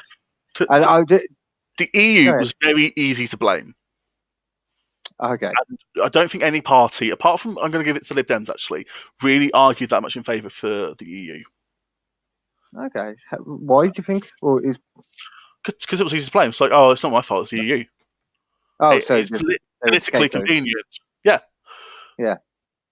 And that's why we're just leaving now. Because I've never really understood much of a reason for leaving. I wasn't. We don't have to get into all that if you don't want to. But I'll tell you what. We've talked a lot about politics. I asked you, have you seen that Wonder Woman's coming to streaming Christmas Day? Is it on what? On HBO Max, admittedly, but it's been shown in cinemas in the UK from the 16th of December. Oh, Wonder Woman 2. Yep, 1984. And today it's I also didn't been know. thought I that did not know that. Godzilla versus Kong is going to go the same way. Okay, yeah, because the cinemas are still closed, aren't they? Yeah, Oh, okay. Importantly, Can, close in the US. I was going to say, can we get HBO Max over here? We can't. So what I suspect will happen is there'll be a Oh. cinema release, and a couple of weeks later it will be on pay-per-view. Yeah, it'll be on something like Sky Store or whatever. Yeah, which I'm quite happy to actually. I'm looking forward to seeing Wonder Woman. Yeah, that was the first one was probably one of my favourite of DCEU films. Yeah, Can you hear me? Yeah, you went a bit fuzzy there. Oh, I'll give you a second to recalibrate.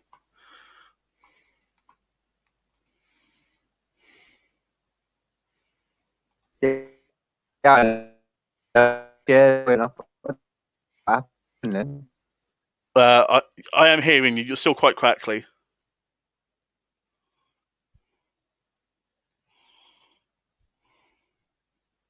What's going?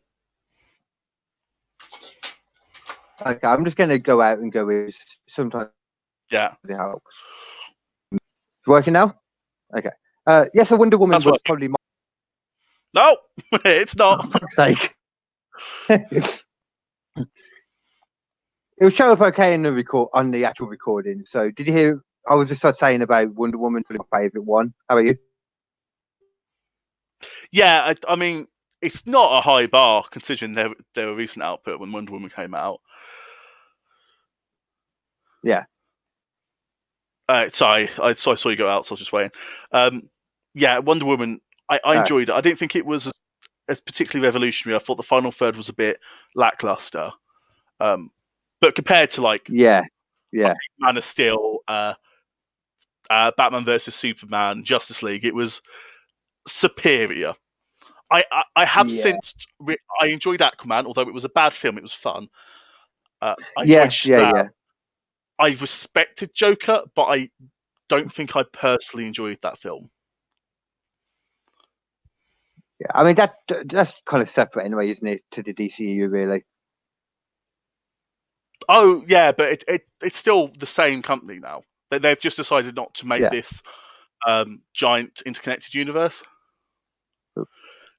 There's a super lag going on, so I'm going to completely go out of the studio and come back. That's my least favourite superhero. I don't know. We'll see anyway. What are we on about? Wonder Woman? Yeah. Oh yeah, like Aquaman as well. Yeah, Aquaman was really good. That came out after, didn't it? Oh yeah. Aquaman came out 2018, was it? I don't know. Time before Corona is confusing.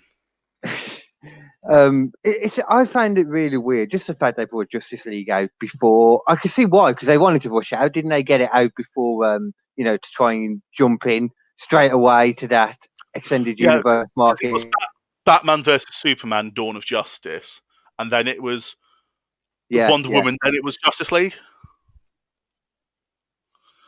So, unlike the Avengers, yeah.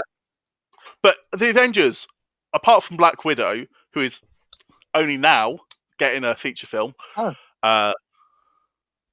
which is the weirdest time to do it. Yeah, I mean, don't plan to put a film out during a pandemic. Come on, you should have known better. No, I didn't mean that. I mean, they do it like after she's dead and stuff. Like, you're doing a prequel after she died. It would have made so much more sense to do it earlier, but whatever. It's coming out in the end. I'm looking forward to it, but I think it's taken the excitement out of the film for me. I would have loved this film 5 years ago, I think. Yeah, just before she died, isn't it? Yeah, I mean, I don't know if this is just going to be a one-off. I don't know if they're going to have like a trilogy or something of Black Widow films. I certainly feel Scarlett Johansson has no reason not to continue, unless she doesn't want to.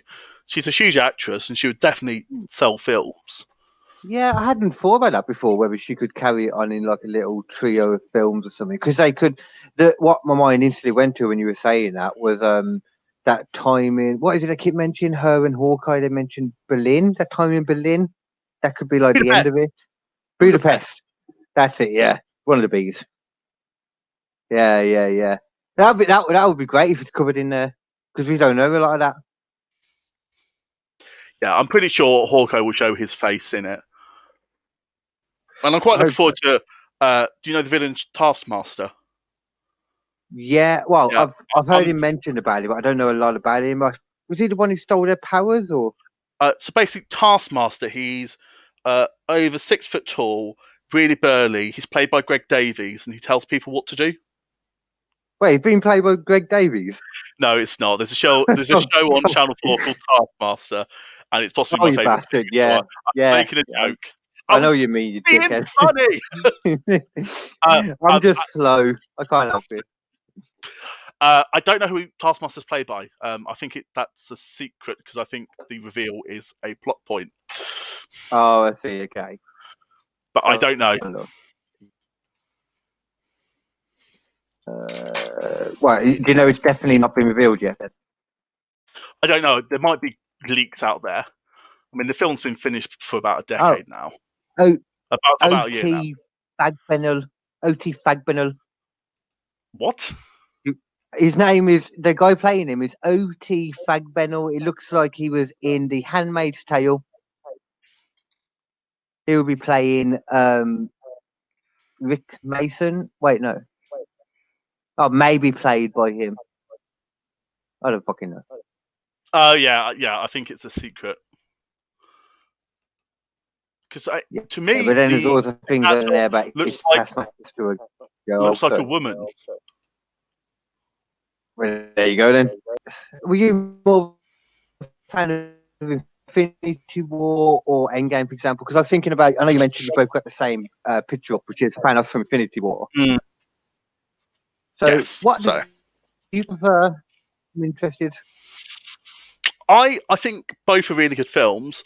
I think Infinity War's more fun, which is probably a weird thing to say, but I think it was more fun seeing everyone come together in it. And it didn't get downright depressing until the final few minutes. Yeah.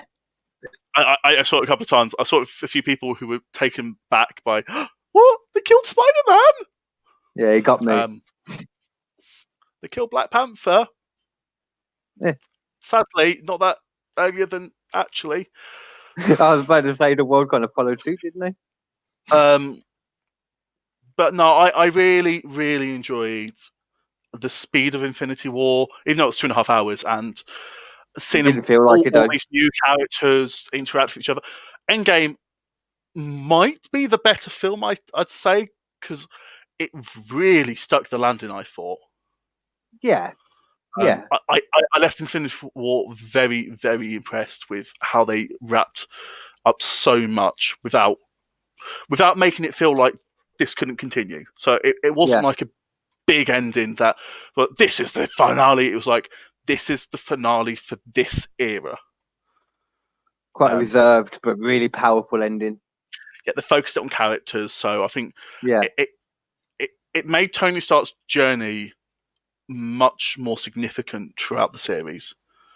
And it's interesting as well because you mentioned about them all coming together, but I mean they don't technically in that film. They're still very staggered and kept apart, but it feels like they're coming together. So then you don't even realise you're not getting it, and then in Endgame, of course, you get them all together.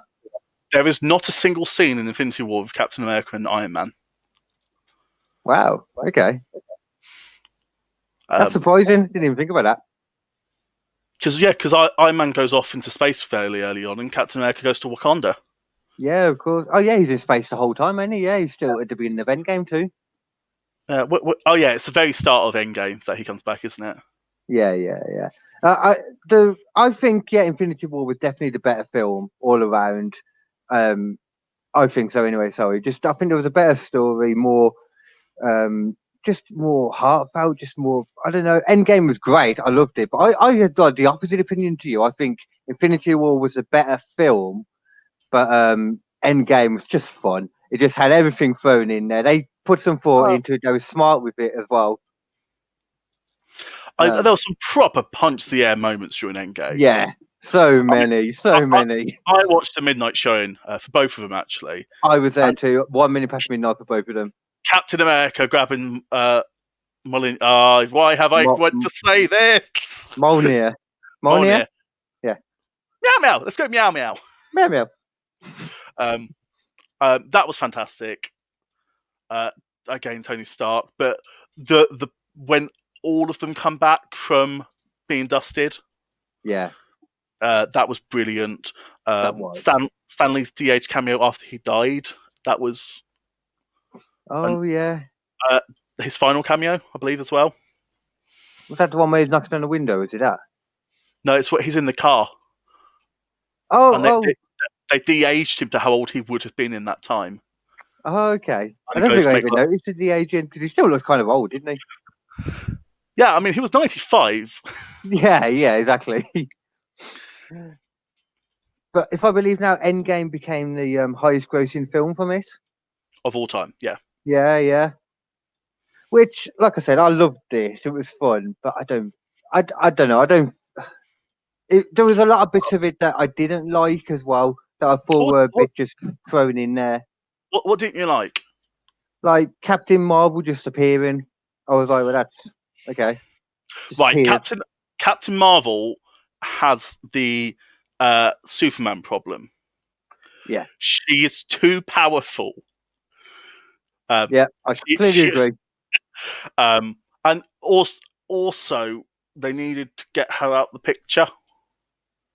Which they did. That was one bit I did like about it, at least. She wasn't there the whole time just destroying everyone. Yeah. Captain Marvel's probably going to fall into that. They're going to have to think of ways for her not to be in there for the big Avengers films, apart from when she's there. And I suspect she will have a bigger role moving forwards. There's been a lot of talk about Brie Larson not doing well with everyone, whether it's just, what they say. But you know what I said about the nonsense about Biden? Yeah, exactly. Like I said, don't get me wrong. You think you're peddling Brie Larson, making people unhappy? I know. Don't get me wrong. I don't believe most of this stuff you just read, because most of the time it is just written because people react to negativity. People you see that through the Facebook algorithms, they react to negativity. But that doesn't mean that they're always wrong. It doesn't mean there's not something to it. But I mean, if we look at Captain Marvel, it got review bombed before it came out because it starred a woman. Yeah, it's so dumb that was. Just because it's got a woman in it. Like Ghostbusters, don't hate that just because it's got women in it. Hate it because it's a terrible film. I didn't mind it, but I would only give it 2.5 stars. Ghostbusters. Yeah. I mean, Captain Marvel. I was really disappointed by Captain Marvel because I love Captain Marvel as a character. But it's still a good film. I'd still give it about 3.5 stars, I think. But it just fell short of where maybe even 3 stars. But it just fell short for me. It felt almost like the Phase 1 films, where it was very competently made. It was enjoyable. There was a lot going for it. But it just didn't have that spark that so many of the more recent Marvel films have had. I'm glad you said it like that, because one thing that I think made a lot of that, same for Endgame and same for Captain Marvel, when it comes to Brie Larson in particular, because she was just kept in the dark about most of it, because you know how secretive the scripts are. I was watching some stuff when she was talking about it, and they said it's literally just go to a room. Most of the time, they tell you what to say and everything that's going on in that scene when you turn up. Yeah. So in that sense, I can imagine it's hard to keep the story and the emotion going through the whole film, for both of them. So I can understand that. Yeah, I think she was good in it, and I don't think she inhabited the role in the same way that Robert Downey Jr. inhabited Iron Man or Chris Evans inhabited Captain America. But I think she's good comparison with Chris Hemsworth. Chris Hemsworth grew into Thor. Yeah, definitely. Yeah, he was good in Thor, and again, I think Brie Larson was good in Captain Marvel. Yeah, but he got more assured as the films went on, and I don't think it was really until Ragnarok. Yeah, it went to Ragnarok really, because number 2 was He really got into it. And I think this is where the little bit of sexism comes from this, but also Marvel's so much bigger now, the MCU. Yeah. It's like, oh, she's not instantly perfect. Yeah. Like, Yeah. they choose actors clearly that they think will be able to carry the films for decades. Yeah. Um, I mean, going with that comment, sorry, compared to Black Panther as well, Black Panther, which came out the year before, was such a revolutionary film. I know quite a lot of people who don't like it, and there's some fair reasons why not, but it's the first Marvel film that wasn't made for the people who tend to watch Marvel films. yeah. And Chadwick Boseman, perfect as Black Panther. Yeah. I agree. Like, it's great in that sense that it was because it was a mainly like proper African cast, wasn't it? Like African actors, mainly anyway. Like, you had Martin Freeman there. Well, they had that joke. Martin Freeman and Andy Serkis were the only two Yeah. non-black cast members, so they were the Tolkien white guys. Like what you did there. But you know what? But you know what? In my opinion, though, I think that people made out that film was a lot better than it was just because of how important it was. I don't think it was that good. It was fun. It was enjoyable. I liked the character of Black Panther. I love the character of Black Panther, to be honest. I love Chadwick Boseman's portrayal of him, and I love Wakanda. But I don't think the film was that great. Which is fair.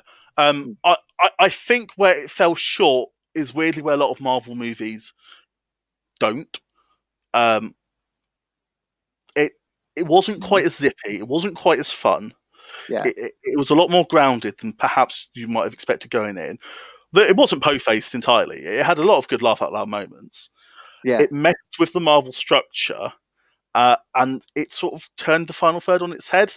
Though I do think again they had this Marvel battle at the end, which was a bit, oh okay. So up to this point you've been quite clever, quite reserved. And now we're just going to go and have a war. Yeah. But then they had the fantastic, and I absolutely love this, one of my favourite scenes in any Marvel film, with Michael B. Jordan's Killmonger in Black Panther's arms and seeing the sun, and the villain being proved right. Yeah, yeah. The villain making an actual difference to the hero. Because the final scene of the film is them in America opening up the Wakandan embassy or Wakandan outreach program, which, although in a very villainy way, is what Killmonger was arguing for. You can't just the world. Yeah, and that's what I mean, like, as well, with the aspects of a lot of the aspects of it. Like, I've forgotten about like that part, but yeah, I like that too. That was cool, and it opened it up for the whole MCU after that, and that's so clever too.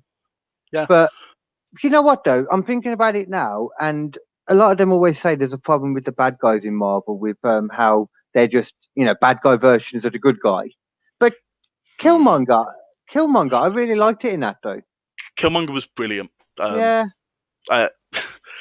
See, whenever they've got a bad guy that works well, they kill him. Yeah, that's the issue. Which is actually part of the Marvel film structure, that you kill off the baddies at the end. Yeah, it is very formulaic, like we said. Which was why it was so shocking with Loki as well, though, in Thingy, because he'd been the one exception to that rule. And then you think if he's going to die, it'd be the end, but nope. I think everyone who's died in Infinity War now has a Disney Plus show. Apart from Heimdall. You're just the king of segues. I was going to go on to that. So, yeah, because Loki's got one coming. So Hawkeye one? No, Hawkeye didn't die, did he? But is there a Hawkeye one? There is a Hawkeye one. Yeah. There's the obvious one that's coming out soon. I feel WandaVision. Yeah, that's the. Yeah, I mean that's the only one that's got a trailer out, isn't it, at the moment? Oh, well, there was a brief trailer of both the Loki one and the Falcon and Winter Soldier one.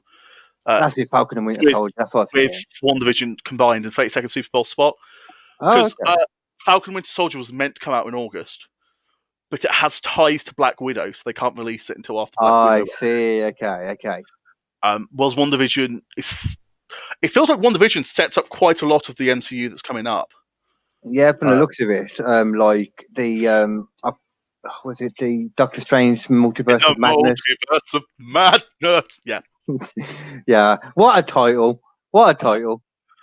I mean, I'm not going to go into leaks here, but I've seen some of the Spider-Man related stuff, and if you're interested, go and have a look because I'm very excited by what I've seen.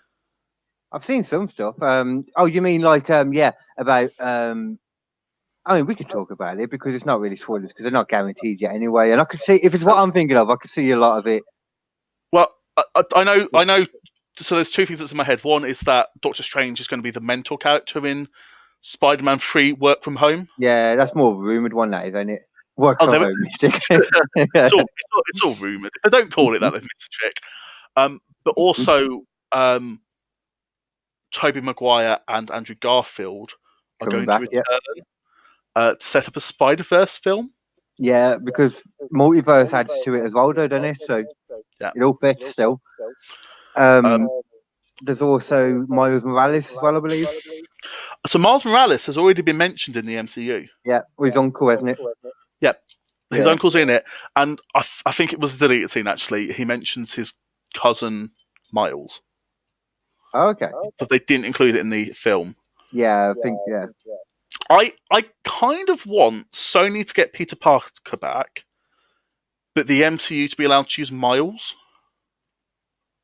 Yeah, I mean, Peter Parker was in Sony, he was in that Spider-Verse film.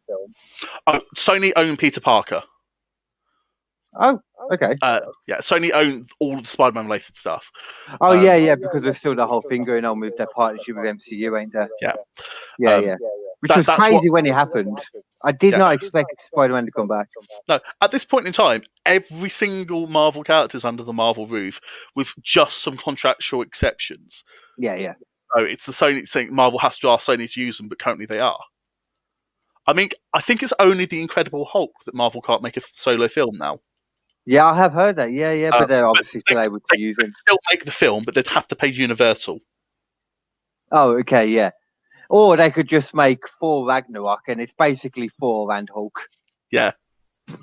Which is hilarious because it is a Hulk film as much as it's a Thor film, really. Yeah, I really enjoyed all these buddy ones.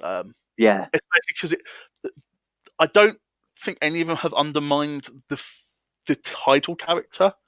No, not at all. I think they've enhanced it in a lot of ways. Ragnarok needed to happen. Cannot wait until Thor: Love and Thunder. 4-4. I'm not saying that because I can't. I can't say it. There's been an ongoing joke that when it comes out at the cinema, if they're open again, I've got to go over to the can and be like, "Excuse me, can I have 4 for 4-4, please?" 4 for 4. 4 for 4-4 at 4:14. You sound like you're a chilly penguin. 4 for 4 for 4-4, please. But yeah, how do you? Yeah. I hate all of that. 4 for 4, 4 for 4. Fuck off. It's nice to see someone else I can't say though. Apparently, you don't have like a list for anything, do you? Though I can't do my T's. Okay. So it's not too bad, but 4 and 4 don't work. No, they sound the same. I can't do most of them, man. But yeah. So I mean, what's going on with Thor: Love and Thunder then? Because I don't know too much about that. I don't know what its release date is anymore. I'm just going to wait for COVID to stop budging. Yeah, you don't know. Yeah. I think it's 2022 now. I think February 2022. Might be wrong. Who knows? Yeah. Be on Disney Plus tomorrow. No. Yeah. I think the only thing they've said is that Valkyrie will be searching for her queen. Okay, she's still around. Cool. Means that she's going to be finally coming out LGBT. Hopefully bisexual, because that's what she's in the comics. Which Disney have been shite on representing so far. Even though I think that's probably more. I think bisexual is probably more common than gay or lesbian. You know. I have no idea, but just everyone that I know that is either gay or lesbian at one point or still are actively interested in the other sex. They just don't really do as much with that one. Yeah. Well, the thing called the Kinsey scale, which you rank it from 1 to 7. I can't remember which way it ran, but 1 is you're only attracted to men, 7 is you're only attracted to women. Oh, I see. Yeah. 4 is equal between the two, so you could be across across it. Yeah, That's also quite a reductive way of going it because there's yeah. so But much. yeah, But yeah.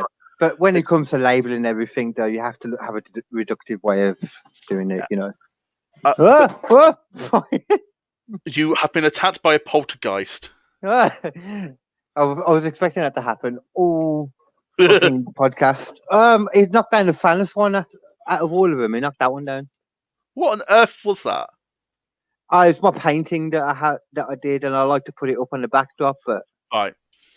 it was in a weird place. Yeah, it was that. That's good. Thank you. I'm a creative juggernaut. No, the other thing that we've seen is that Natalie Portman will be returning as Jane Foster and will be becoming the Mighty Four. Oh, okay. See, that surprised me in the was it Endgame, wasn't it? She came back in. She had some scenes in. I don't know if they reused an old scene or if she filmed a very brief bit because I don't think pretty she had lines.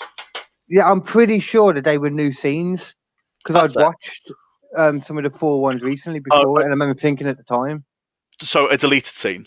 They reused a deleted scene. Possibly, yeah.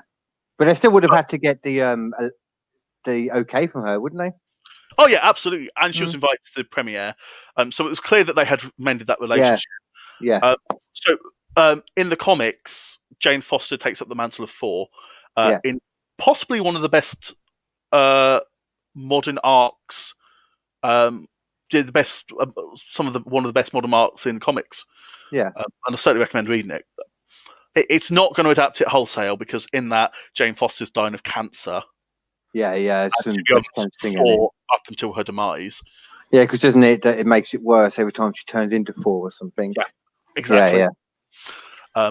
Which I'm not quite sure if that's going to be what tone they're going after. Yeah, I mean they could do something similar to it because you still had Iron Man with the shards of metal going towards his heart, which suddenly basically disappeared. They just kind of stopped at one point, or he was able to get some magical operation he was never able to get before, or something. Yeah, I think they took it out at the end of Iron Man 3.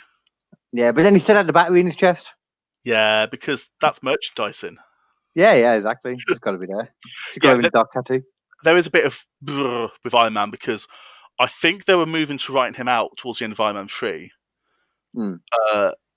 But then they didn't because they kept him around for a bit longer. Yeah, they drove some dumpsters full of money to Robert Downey Jr.'s door.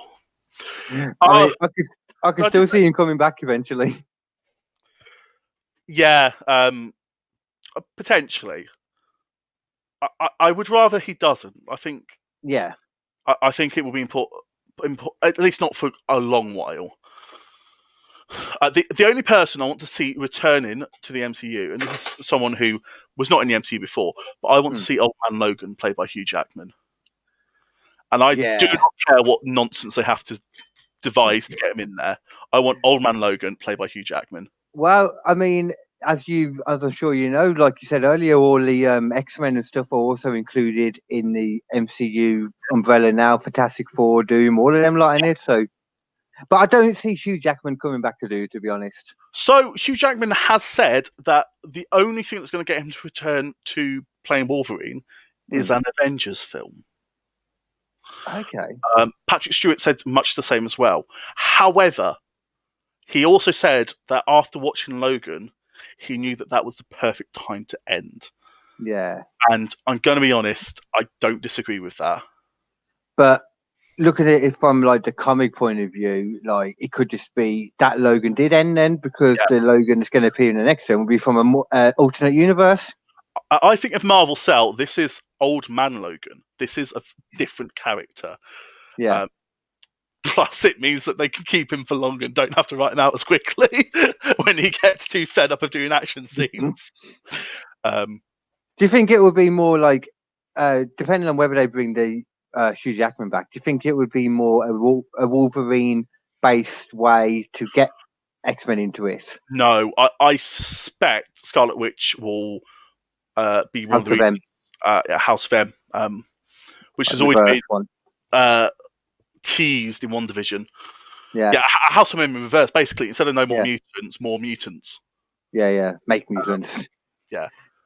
Wanda wanting more people like her in the world.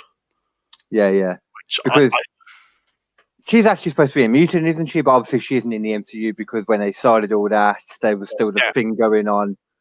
Because they're Magneto's kids, weren't they? The idea. Yeah. And they're absolutely not in the MCU, but No. Magneto don't. But that's the thing, though. Could they change reality? Because she warps reality, don't she, Scarlet Witch? That's her thing in the end. So would she warp reality so that it carries on from then, or would she warp reality so that Magneto was always her dad? You know what I mean? So she was always a mutant. Would it change like that? Because that'd be interesting if to do that. I don't actually think Magneto being her father is that important to the overall. No.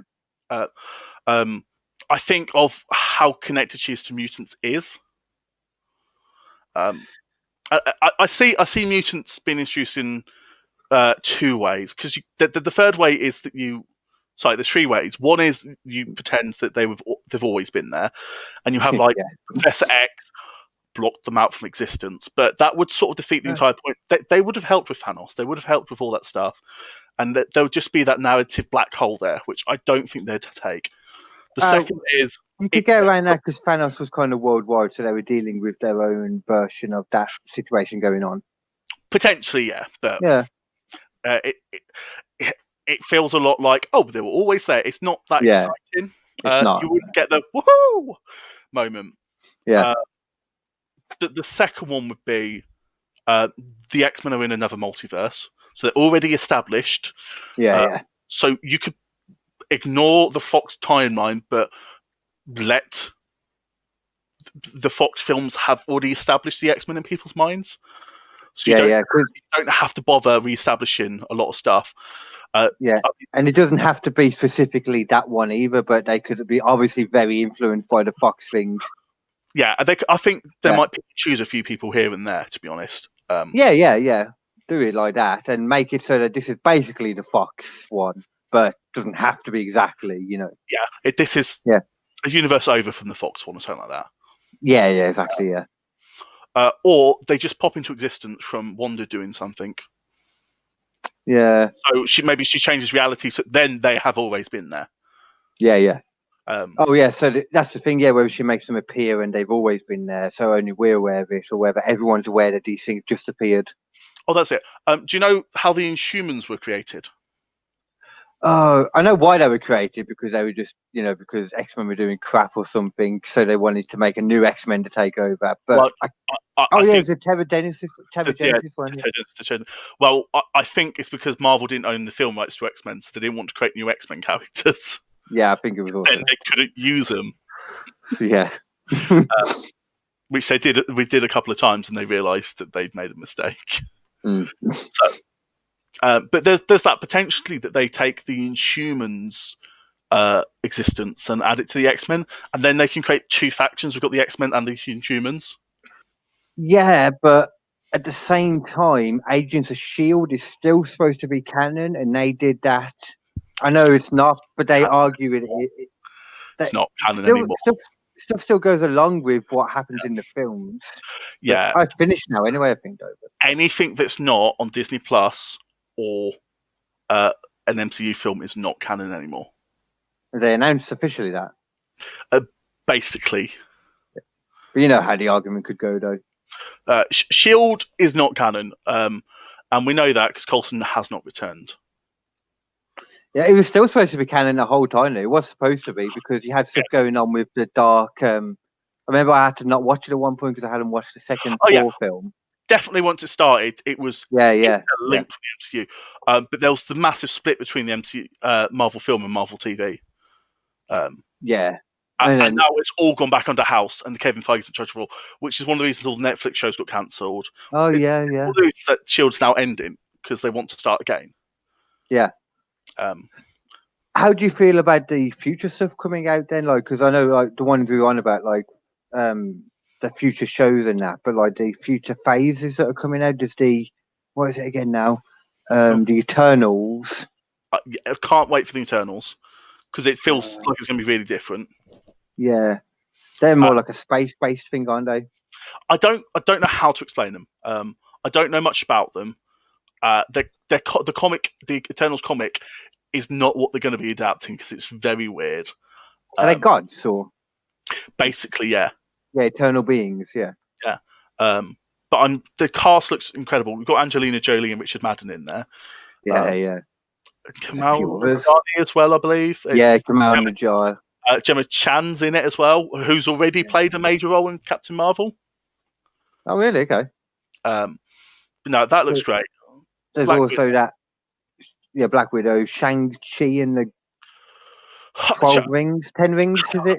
Shang-Chi and the Ten Rings. Yeah. I'm not fussed about that yet. Yeah, same. I'm not really that bothered about martial arts. And So Iron Fist was terrible. Yeah. Yes. Did you watch that then, did you? Yeah, I watched the first season. Or tried to, anyway, yeah. No, I watched it all because Carrie-Anne Moss was in it, and I like Carrie-Anne Moss a lot. Who's that? Trinity from Matrix. Who was she in Iron Fist? Hogarth, the lawyer.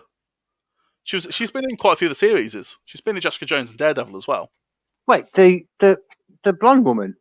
No, the black-haired one. The lesbian. Oh, wait, hold on. I gotta have a look at it now. Black-haired female lawyer, Iron Fist. You never know.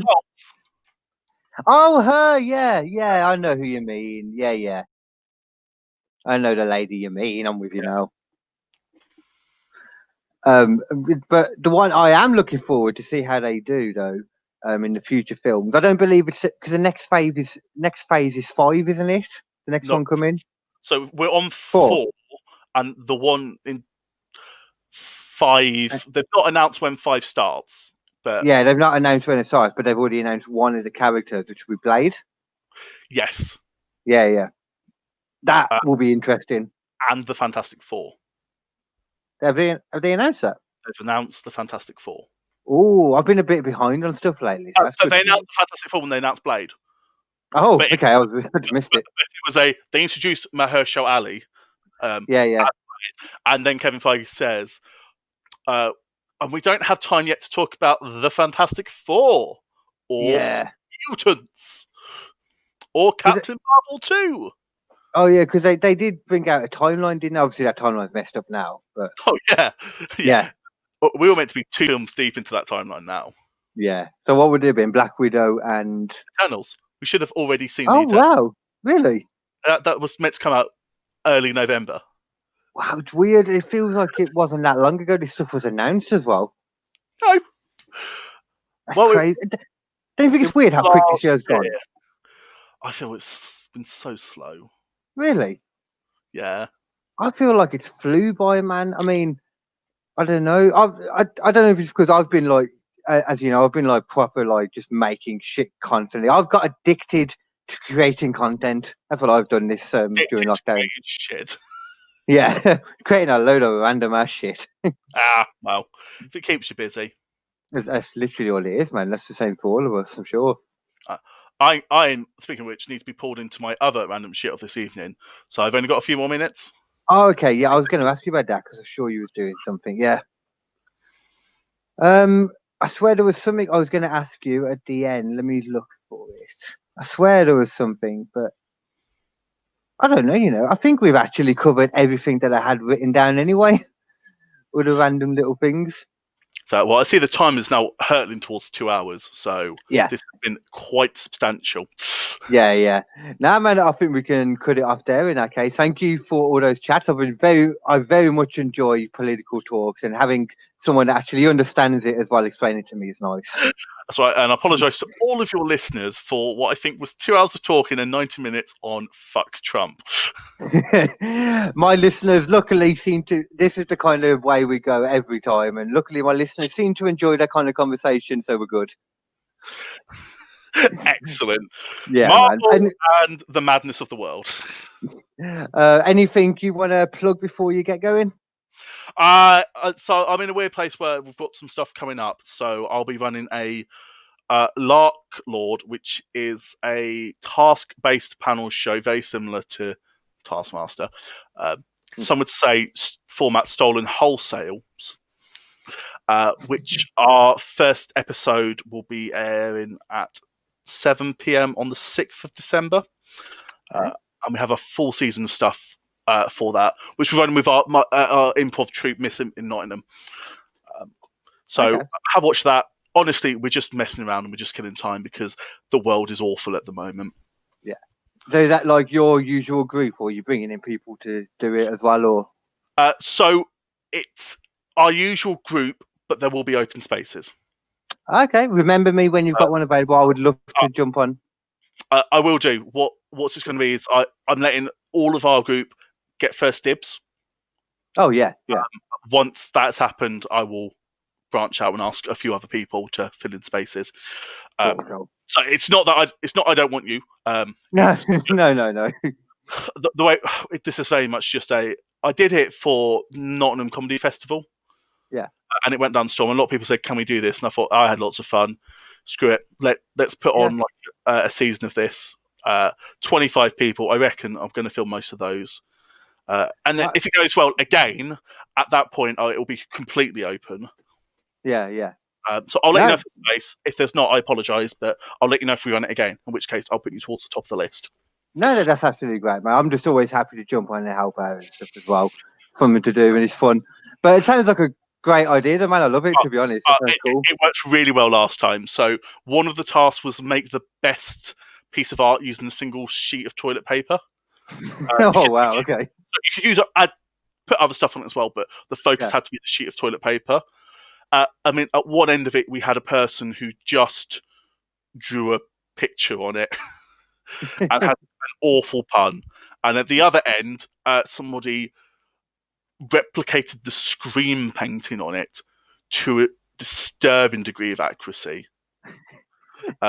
It was beautiful. So I'm really excited to see what other people do on this slot. One thing I'll say then, pass me over the details and I'll put something on with this, and also when I've got the details, I'll do a little thing for you at the beginning of the quiz as well to make a point of it, because anyone watching the quiz should like stuff like that, so it makes sense that audience might want to check it out. So I'll do that as well. When's the quiz? I know I've got it in my diary. I was about to ask you that as well. Are you down for doing that then? Yeah, what date was it? It will be the 2nd of December. Yeah, that is next Wednesday. That is all good. Cool. And then we'll make a mention of that as well for the 6th, which will be the Sunday just after that then. Yeah. Cool then, but thank you all. You're very welcome. Thank you very much as well for being here, man. And that's everyone and everyone else listening, we will catch you soon. I haven't, I was talking like I was going to say some spiel like some outro, and I haven't got a fucking outro at all. So the outro is, I'm going now. Bye. Take care, everyone. And you as well, John. Take care. We'll see you on the comedian quiz off on the 2nd of December. I'm going to go high. Peace. Bye.